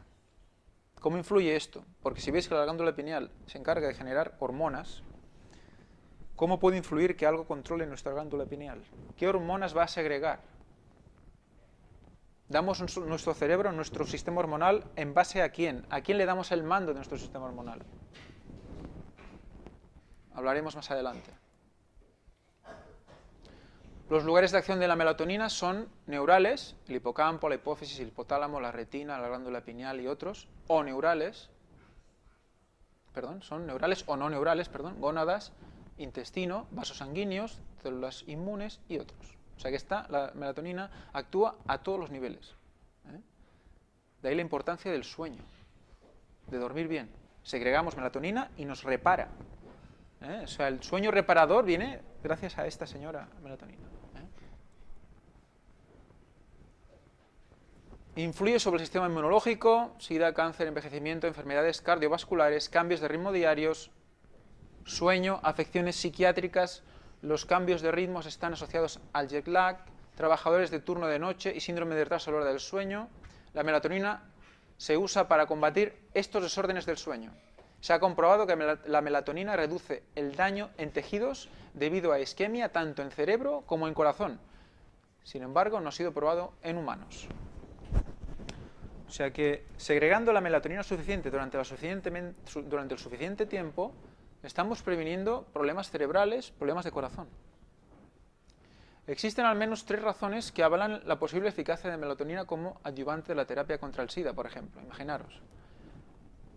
Modula el sistema inmune, es un potente antioxidante, a pesar de que su primer sitio de acción son los receptores de la melatonina, puede ralentizar la replicación del virus VIH. O sea, por ejemplo, aquí hablan de caso hipotético de que la glándula pineal, que es la que segrega la melatonina, la seccionaran, la extrajeran. Esto estimularía el crecimiento de tumores. Inyectar melatonina inhibe el crecimiento tumoral. La glándula pineal influye en el cáncer de mama, en la próstata y otros. ¿Vale? O sea que, siguiendo el ritmo circadiano normal de sueño y vigilia, estamos ya directamente solo haciendo eso, previniendo cáncer y otros tipos de enfermedades importantes. Reloj biológico. En humanos la melatonina es producida por la glándula pineal, la cual está localizada en el centro del cerebro, en la superficie dorsal del diencéfalo. La melatonina forma parte del sistema de señales que regulan el ciclo circadiano. Pero el sistema nervioso central, es el sistema nervioso central quien controla el ciclo circadiano en la mayoría de sus componentes de los sistemas parencrino y endocrino, más que la melatonina en sí. O sea, la melatonina es un mensajero y el que realmente marca el ritmo es el sistema nervioso central, el ejecutor, digamos. Normalmente la producción de melatonina por la glándula pineal es inhibida por la luz y estimulada por la oscuridad. Por esta razón, la melatonina ha sido llamada la hormona de la oscuridad. La secreción de melatonina alcanza su pico en la mitad de la noche y gradualmente cae durante la segunda mitad de la noche. O sea que tenemos un aumento de melatonina conforme nos vamos profundizando en el sueño y va disminuyendo conforme nos vamos despertando. Es un proceso, como veremos luego, gradual y que se debe cumplir en su totalidad. Si no, hay problemas.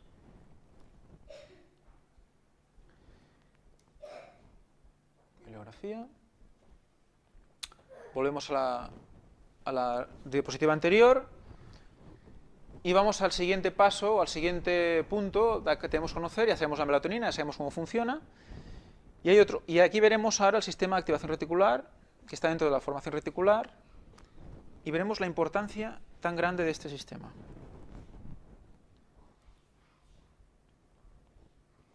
Bueno, aquí habla filogenéticamente, es muy antigua, pero en las especies superiores, incluido el hombre, aún no ha desaparecido e interviene en funciones tan importantes como el sueño, respuestas visuales, habituación, etc. Para los evolucionistas es muy antigua, para los creacionistas siempre ha estado ahí. Y influye en el sueño también, respuestas visuales, habituación al ambiente, etc.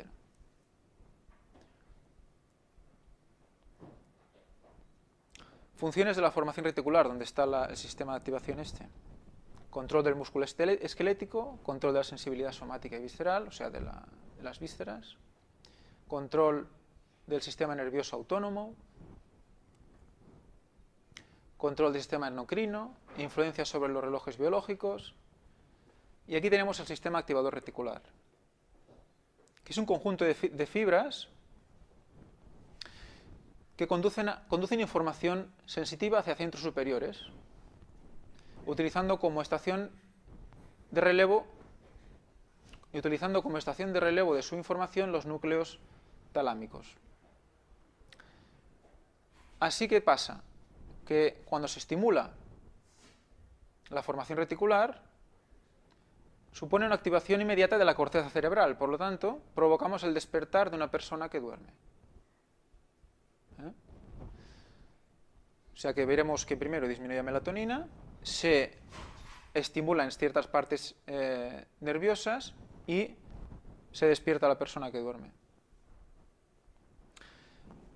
Y después se sugiere también que el estado de conciencia depende de la continua proyección de información sensitiva hacia la corteza. Luego veremos también otra definición en la que veremos más claro este tema, que mientras haya impulsos que llegan a la corteza cerebral, estamos despiertos, pero tiene que haber impulsos de manera constante.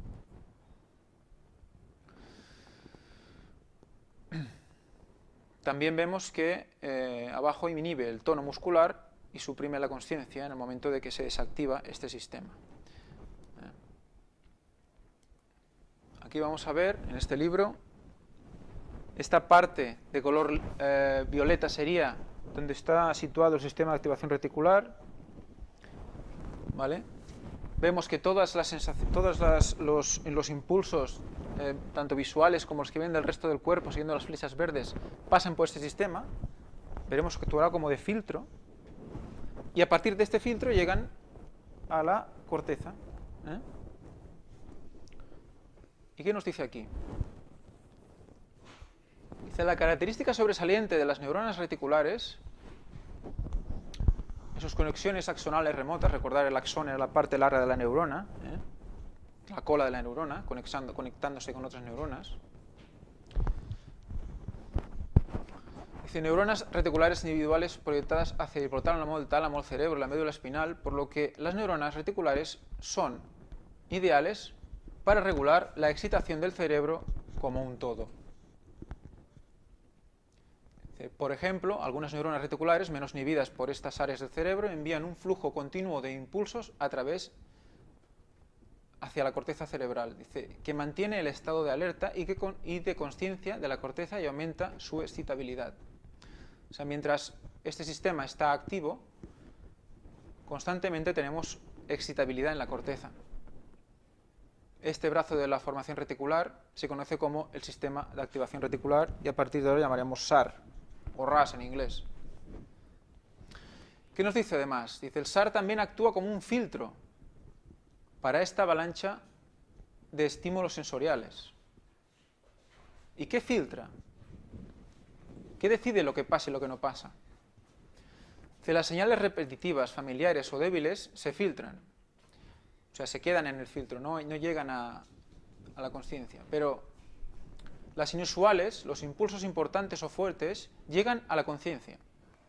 Por ejemplo, usted está probablemente consciente de su reloj rodeando su muñeca, pero inmediatamente se daría cuenta si el cierre se rompe. O sea, si tenemos el reloj en la mano, en la muñeca puesto, no nos damos cuenta constantemente, no nos recibimos constantemente un impulso de que lo tenemos puesto, pero si se nos cae, rápidamente nos vamos a dar cuenta. Porque es un estímulo diferente, ¿vale?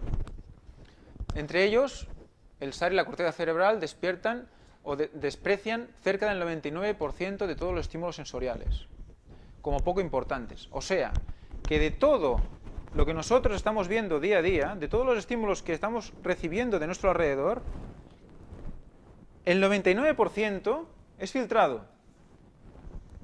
Nos quedamos con el 1%. Si esto no ocurre, la sobrecarga nos vuelve locos. ¿Vale? Si el sistema de activación reticular no funciona correctamente, o si tenemos algún tipo de problema en este punto, cosa que se puede probar, por ejemplo, al administrarse drogas como el LSD, inhiben este sistema, desactivan el filtro y entra todo tipo de estímulo a nuestro alrededor. Y empiezan a alucinar. ¿Vale? Ven cosas raras, todo se mezcla. ¿Vale? Por eso es tan importante este sistema. Deja pasar solo lo importante, lo que nosotros consideramos que en los que nos estamos fijando, porque si no, no podríamos ser capaces de concentrarnos. Dice, el SAR, el sistema de activación reticular, es inhibida por los centros del sueño en las regiones neurales, hipotálamo y otros, y es deprimido por el alcohol, los fármacos inductores del sueño y los tranquilizantes. O sea, cuando nos dormimos, el sistema de activación, que es el que va estimulando completamente la corteza, cuando dormimos se desactiva. ¿Vale? Para que podamos dormir. ¿Y entonces qué pasa? Que empezamos también a tener sueños.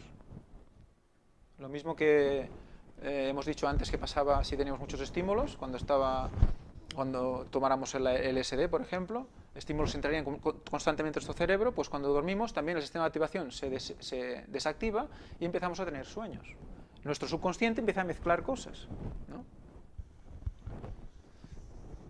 También nos dice que esta formación reticular tiene un brazo motor, o sea que también se ocupa de vías importantes de movimientos musculares. Aquí nos dan otro esquema de la zona de color granate sería el SAR, sistema de activación.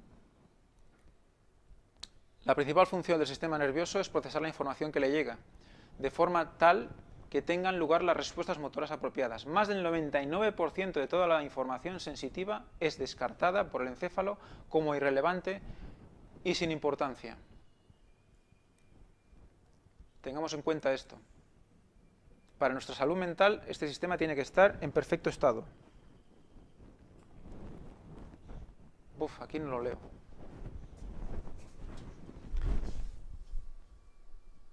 Bueno, aquí básicamente nos explica lo mismo. Simplemente nos explica, bueno, nos recuerda también, pues que eso, que es un sistema de filtros.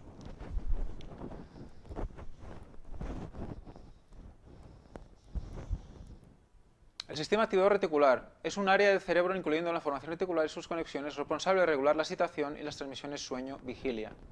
O sea, ¿qué regula? El paso del sueño a la vigilia y de vigilia al sueño. ¿Vale? Para que ese paso sea sano, sea adecuado, el sistema de activación tiene que funcionar adecuadamente. Aquí explica más cosas sobre el sistema de activación. Con el fin de que el cerebro pueda dormir, tiene que haber una reducción de la actividad aferente, o sea, de lo que llega al cerebro, de las sensaciones que llegan al cerebro, alcanzando la corteza por la supresión de la RAS, que es el sistema de activación reticular. Si no se desinhibe, no se puede dormir. Perdón, si no se inhibe, no se puede dormir. Entonces dice, hay varios factores que pueden influir negativamente en el desarrollo del sistema reticular activador. O sea, ¿qué puede hacer que nuestro sistema de activación reticular no funcione adecuadamente y por lo tanto tengamos esos estímulos o bueno, tengamos cualquier problema mental o cualquier patología. Dice, el parto prematuro es un factor importante. ¿Qué más? Fumar durante el embarazo. Dice, dada la importancia del sistema de activación reticular para modular cambios corticales, los trastornos de este sistema pueden dar alteraciones o dan alteraciones en los ciclos sueño-vigilia. Dice, en concreto, al final de todo, la interrupción de la RAS se ha implicado en los siguientes trastornos. La esquizofrenia. ¿Recordáis la esquizofrenia? La hemos visto antes en las estadísticas. Estrés postraumático, la enfermedad de Parkinson, el trastorno de la conducta REM. REM, reta y... ¿cómo es en inglés? Bueno, el sistema la conducta REM es cuando nosotros estamos durmiendo en la fase más profunda del sueño, movemos nuestros ojos de manera constante, eso es la conducta REM. Pues hay trastorno en esta conducta si el sistema de activación no funciona adecuadamente. La narcolepsia, aquella gente que sin ton ni son se duerme de repente. La parálisis supranuclear progresiva. La depresión, el autismo, la depresión vuelve a salir, ¿eh? La depresión, el autismo, la enfermedad de Alzheimer, trastorno por el déficit de atención. O sea, todo esto puede ser un efecto de la disfunción de este sistema.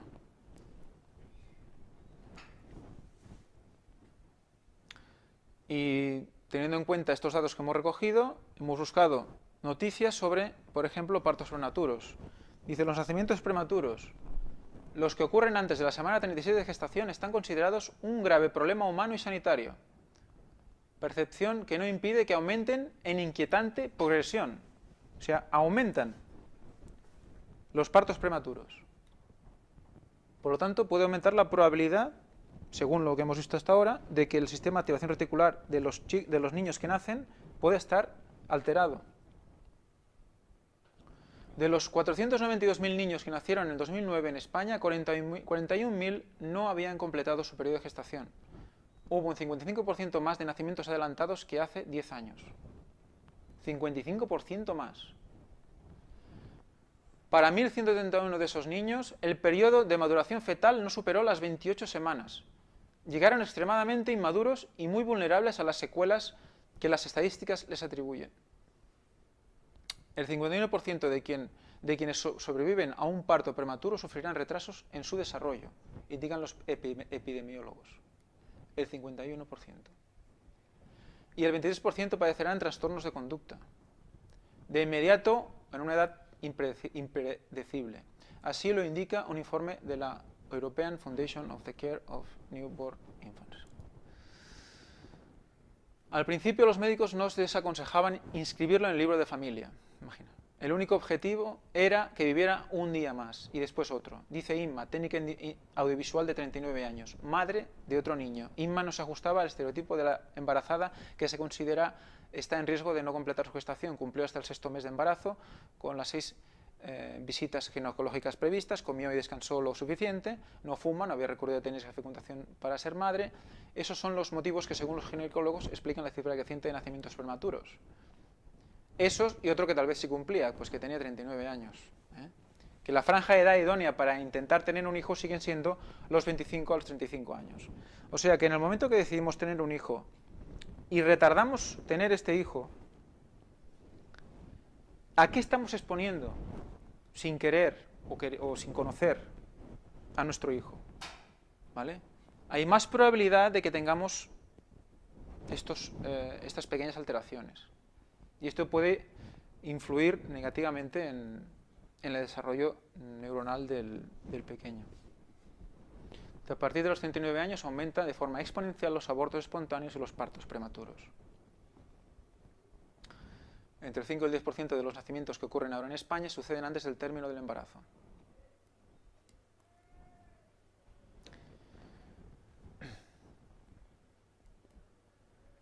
El silencio.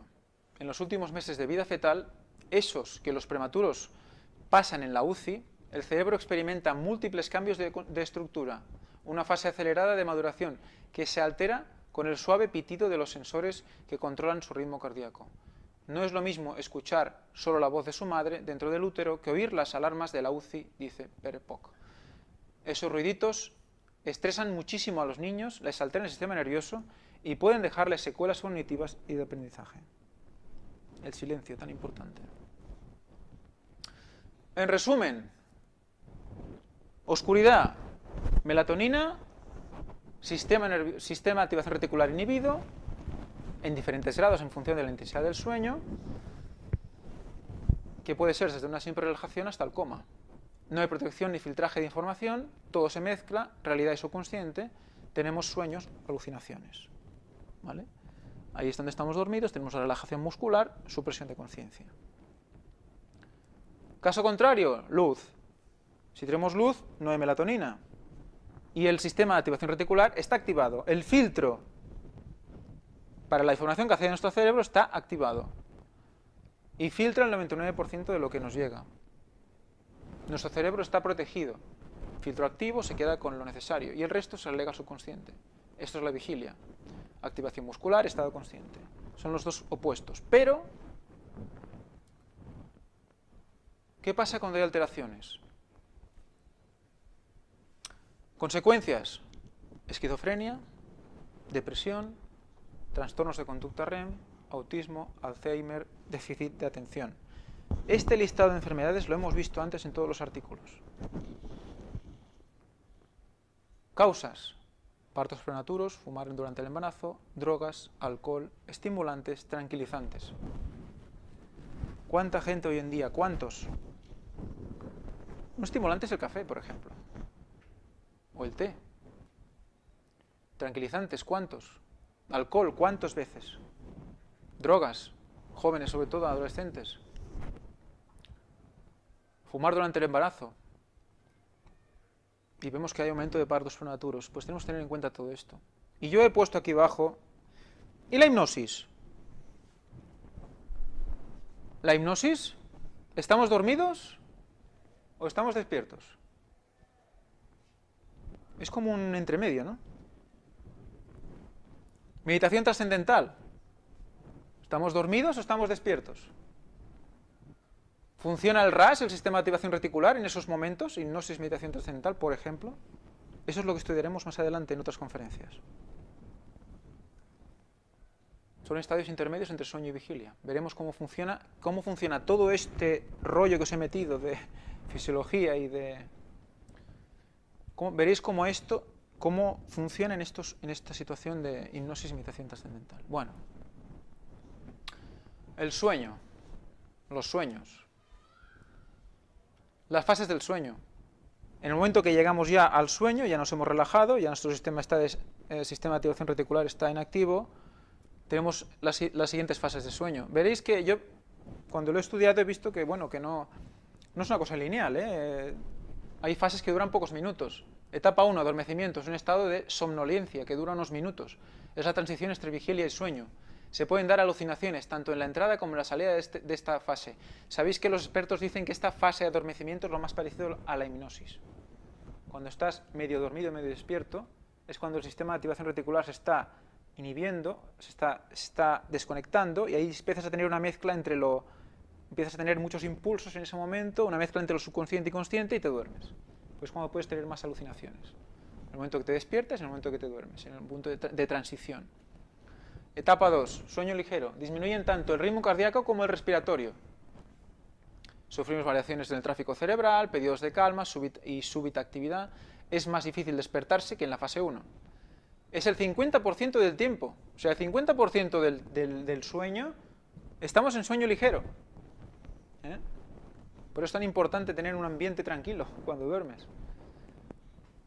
En esta fase surgen esporádicamente, bueno, son unos temas de grafoelementos, bueno, son gente que estudia el sueño, emiten gráficas de actividad cerebral y clasifican los dibujos. Bueno, etapa 3, fase de transición hacia el sueño profundo. Pasamos unos 2-3 minutos en esta fase.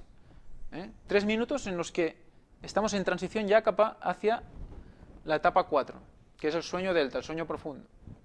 o el sueño, fase de sueño lento, aún no hemos llegado al sueño profundo, fase de sueño lento. Las ondas cerebrales en esta fase son amplias y lentas, así como el ritmo respiratorio.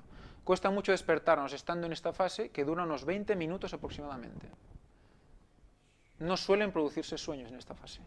20% del total del sueño.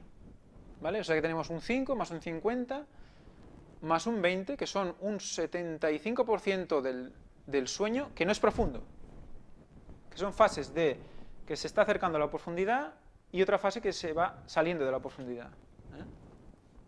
Hasta que llega, y en la fase álgida del sueño es la fase REM. Característica en la cual el cerebro está muy activo. Al contrario de lo que podíamos pensar. El tronco cerebral bloquea las neuronas motrices de manera que no nos podemos mover. Estamos paralizados. REM proviene de los vocablos ingleses Rapid Eye Movement. O sea, debido al característico movimiento de los globos oculares bajo los párpados. Se empiezan a moverse los ojos porque están viendo cosas. Están buscando, están viendo cosas. Esta es la fase donde soñamos y captamos gran cantidad de información de nuestro entorno debido a la alta actividad cerebral que tenemos. O sea, ¿os recordáis en algunos dibujos animados típicos, ¿no? Que está durmiendo alguien y llega el ratón ahí y le dice: mañana serás un gato, o mañana tienes que tal. Y cuando se levanta por la mañana, ese mensaje que le ha metido en el cerebro lo aplica, ¿no? Pues es porque, bueno, no es porque, a ver, es fantasía, ¿no? Pero está basado un poco en este concepto. Estamos muy atentos al entorno, aunque estemos en fase profunda de sueño. Y ahora veremos un par de vídeos en los que os explicarán también de manera más didáctica las diferentes fases de sueño y por qué soñamos.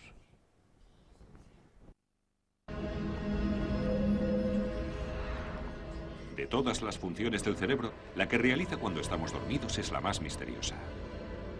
Pasamos más de un tercio de nuestras vidas dormidos y sabemos que si no lo hacemos, nos sentimos fatal. Los sueños también forman parte del descanso.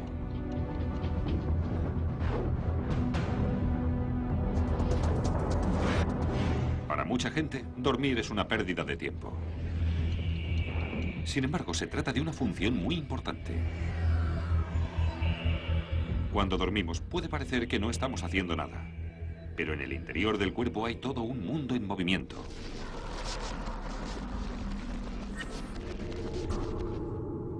Cuando estamos dormidos, el cuerpo descansa. Los músculos se relajan. El corazón se ralentiza y la respiración es pausada y rítmica. Pero el cerebro se activa. A lo largo de la vida, los millones de células que tenemos en el cerebro se envían señales. Así que toda la actividad eléctrica de la cabeza se produce mediante ondas. Ondas cerebrales que se utilizan como medida de la actividad cerebral. Lo impresionante es que hay más actividad cerebral cuando estamos dormidos que cuando estamos despiertos. El sueño es un estado de conciencia alterado. Siempre hemos pensado que en él predomina la inactividad. Sin embargo, ahora sabemos que se trata de un proceso de gran actividad mental y corporal. El sueño sigue un ciclo regular todas las noches y las ondas cerebrales siguen patrones predecibles. Actúan según las etapas del sueño. La primera fase es transitoria. Es un poco como cambiar las marchas de un coche. La primera fase solo sirve para llegar a la segunda, pero hay que crear el momento adecuado para pasar a la siguiente etapa del sueño. La primera y la segunda fase son las más ligeras. Las ondas cerebrales son solo un poco más lentas que cuando estamos despiertos. Pero llega un punto que se repite varias veces a lo largo de una noche, durante el que se produce un cambio drástico. Es la denominada tercera fase. Cuando estamos en esa tercera fase del sueño, somos ajenos a cualquier sonido o movimiento que se produzca a nuestro alrededor.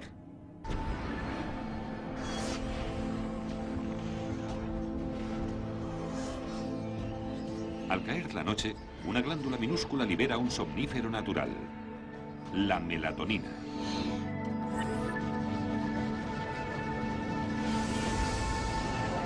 La melatonina actúa sobre el sistema nervioso y nos produce somnolencia. Pero mientras el cuerpo se ralentiza, el cerebro se activa. Todas las noches hace una puesta a punto. Las neuronas que han trabajado durante todo el día ahora caen en un sueño. El sueño es más que el mantenimiento vital de las células cerebrales. También permite al cerebro invitarnos a un espectáculo muy original. Nuestra mente es una pantalla para los sueños. Nadie sabe a ciencia cierta por qué tenemos estas engañosas visiones nocturnas. Pero hay quien dice que los sueños nos permiten explotar el asombroso potencial del cerebro. El cerebro no descansa cuando estamos despiertos, pero hay un momento en el que está aún más activo, y es mientras dormimos. Es un momento en el que nuestro cuerpo está perfectamente en reposo, y casi todas las áreas de nuestro cerebro cobran vida, mientras soñamos. Solo hay una parte del cerebro que se desactiva prácticamente por completo, su centro lógico. Libre de las restricciones de la razón, el cerebro del soñador puede recorrer los mundos fantásticos e infinitos que crea él mismo. Soñar es una de las facultades humanas. Los sueños son como diminutos mundos virtuales en los que podemos simular cualquier experiencia imaginable.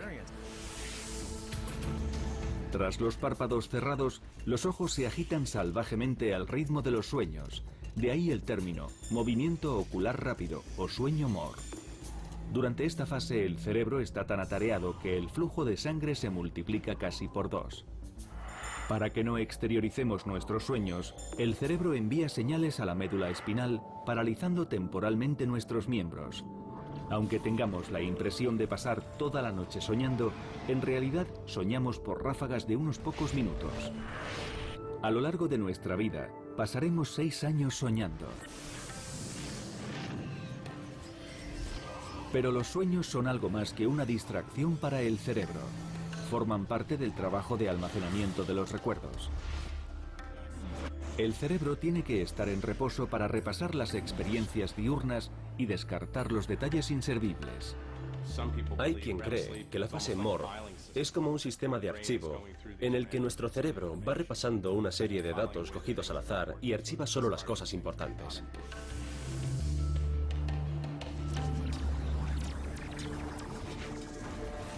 Los acontecimientos de la vida diurna son simplemente almacenados en la memoria temporal. En los sueños, nos deshacemos del material irrelevante y archivamos la información útil en el depósito permanente. Al dormir, sobre todo durante la fase MOR, es cuando se consolidan nuestros recuerdos, cuando más aprendemos. Si nos acostamos después de haber estudiado, nos irá mejor en el examen al día siguiente que si pasamos la noche atiborrándonos de apuntes. Esa fase del sueño es esencial para la memoria y el aprendizaje. Pero el proceso de selección puede ser extraño. Al no haber un orden impuesto por la lógica, los pensamientos pueden colisionar, desatando la creatividad. Bueno, pues habéis podido ver un poco un resumen y un poco más de lo que hemos visto sobre el sueño. Habéis visto la melatonina con su efecto de relajador y lo dejaremos aquí. En otras conferencias más adelante veremos, seguido a esto que hemos visto ahora, cómo veremos qué sucede cuando interrumpimos este proceso de adormecerse, dormir profundamente y despertarse de manera gradual. Cuando hacemos que en vez de dormir 6 o 8 horas, dormimos 5 horas. Cuando cambiamos los sistemas de dormir, de ahora trabajo de noche, trabajo de día, ahora toda una serie de cosas. Eso veremos en poco tiempo, porque luego entraremos ya en otro tema. Y cómo veremos también cómo el hecho de que dominar o intentar influir en este ciclo de sueño, intentar influir nosotros en la actuación del sistema de activación reticular, en ese filtro que nos está protegiendo de los impulsos externos, si nosotros jugamos con ese sistema, vamos a poner en peligro nuestro cerebro y nuestras mentes. Lo dejaremos aquí y bueno, gracias por vuestra atención.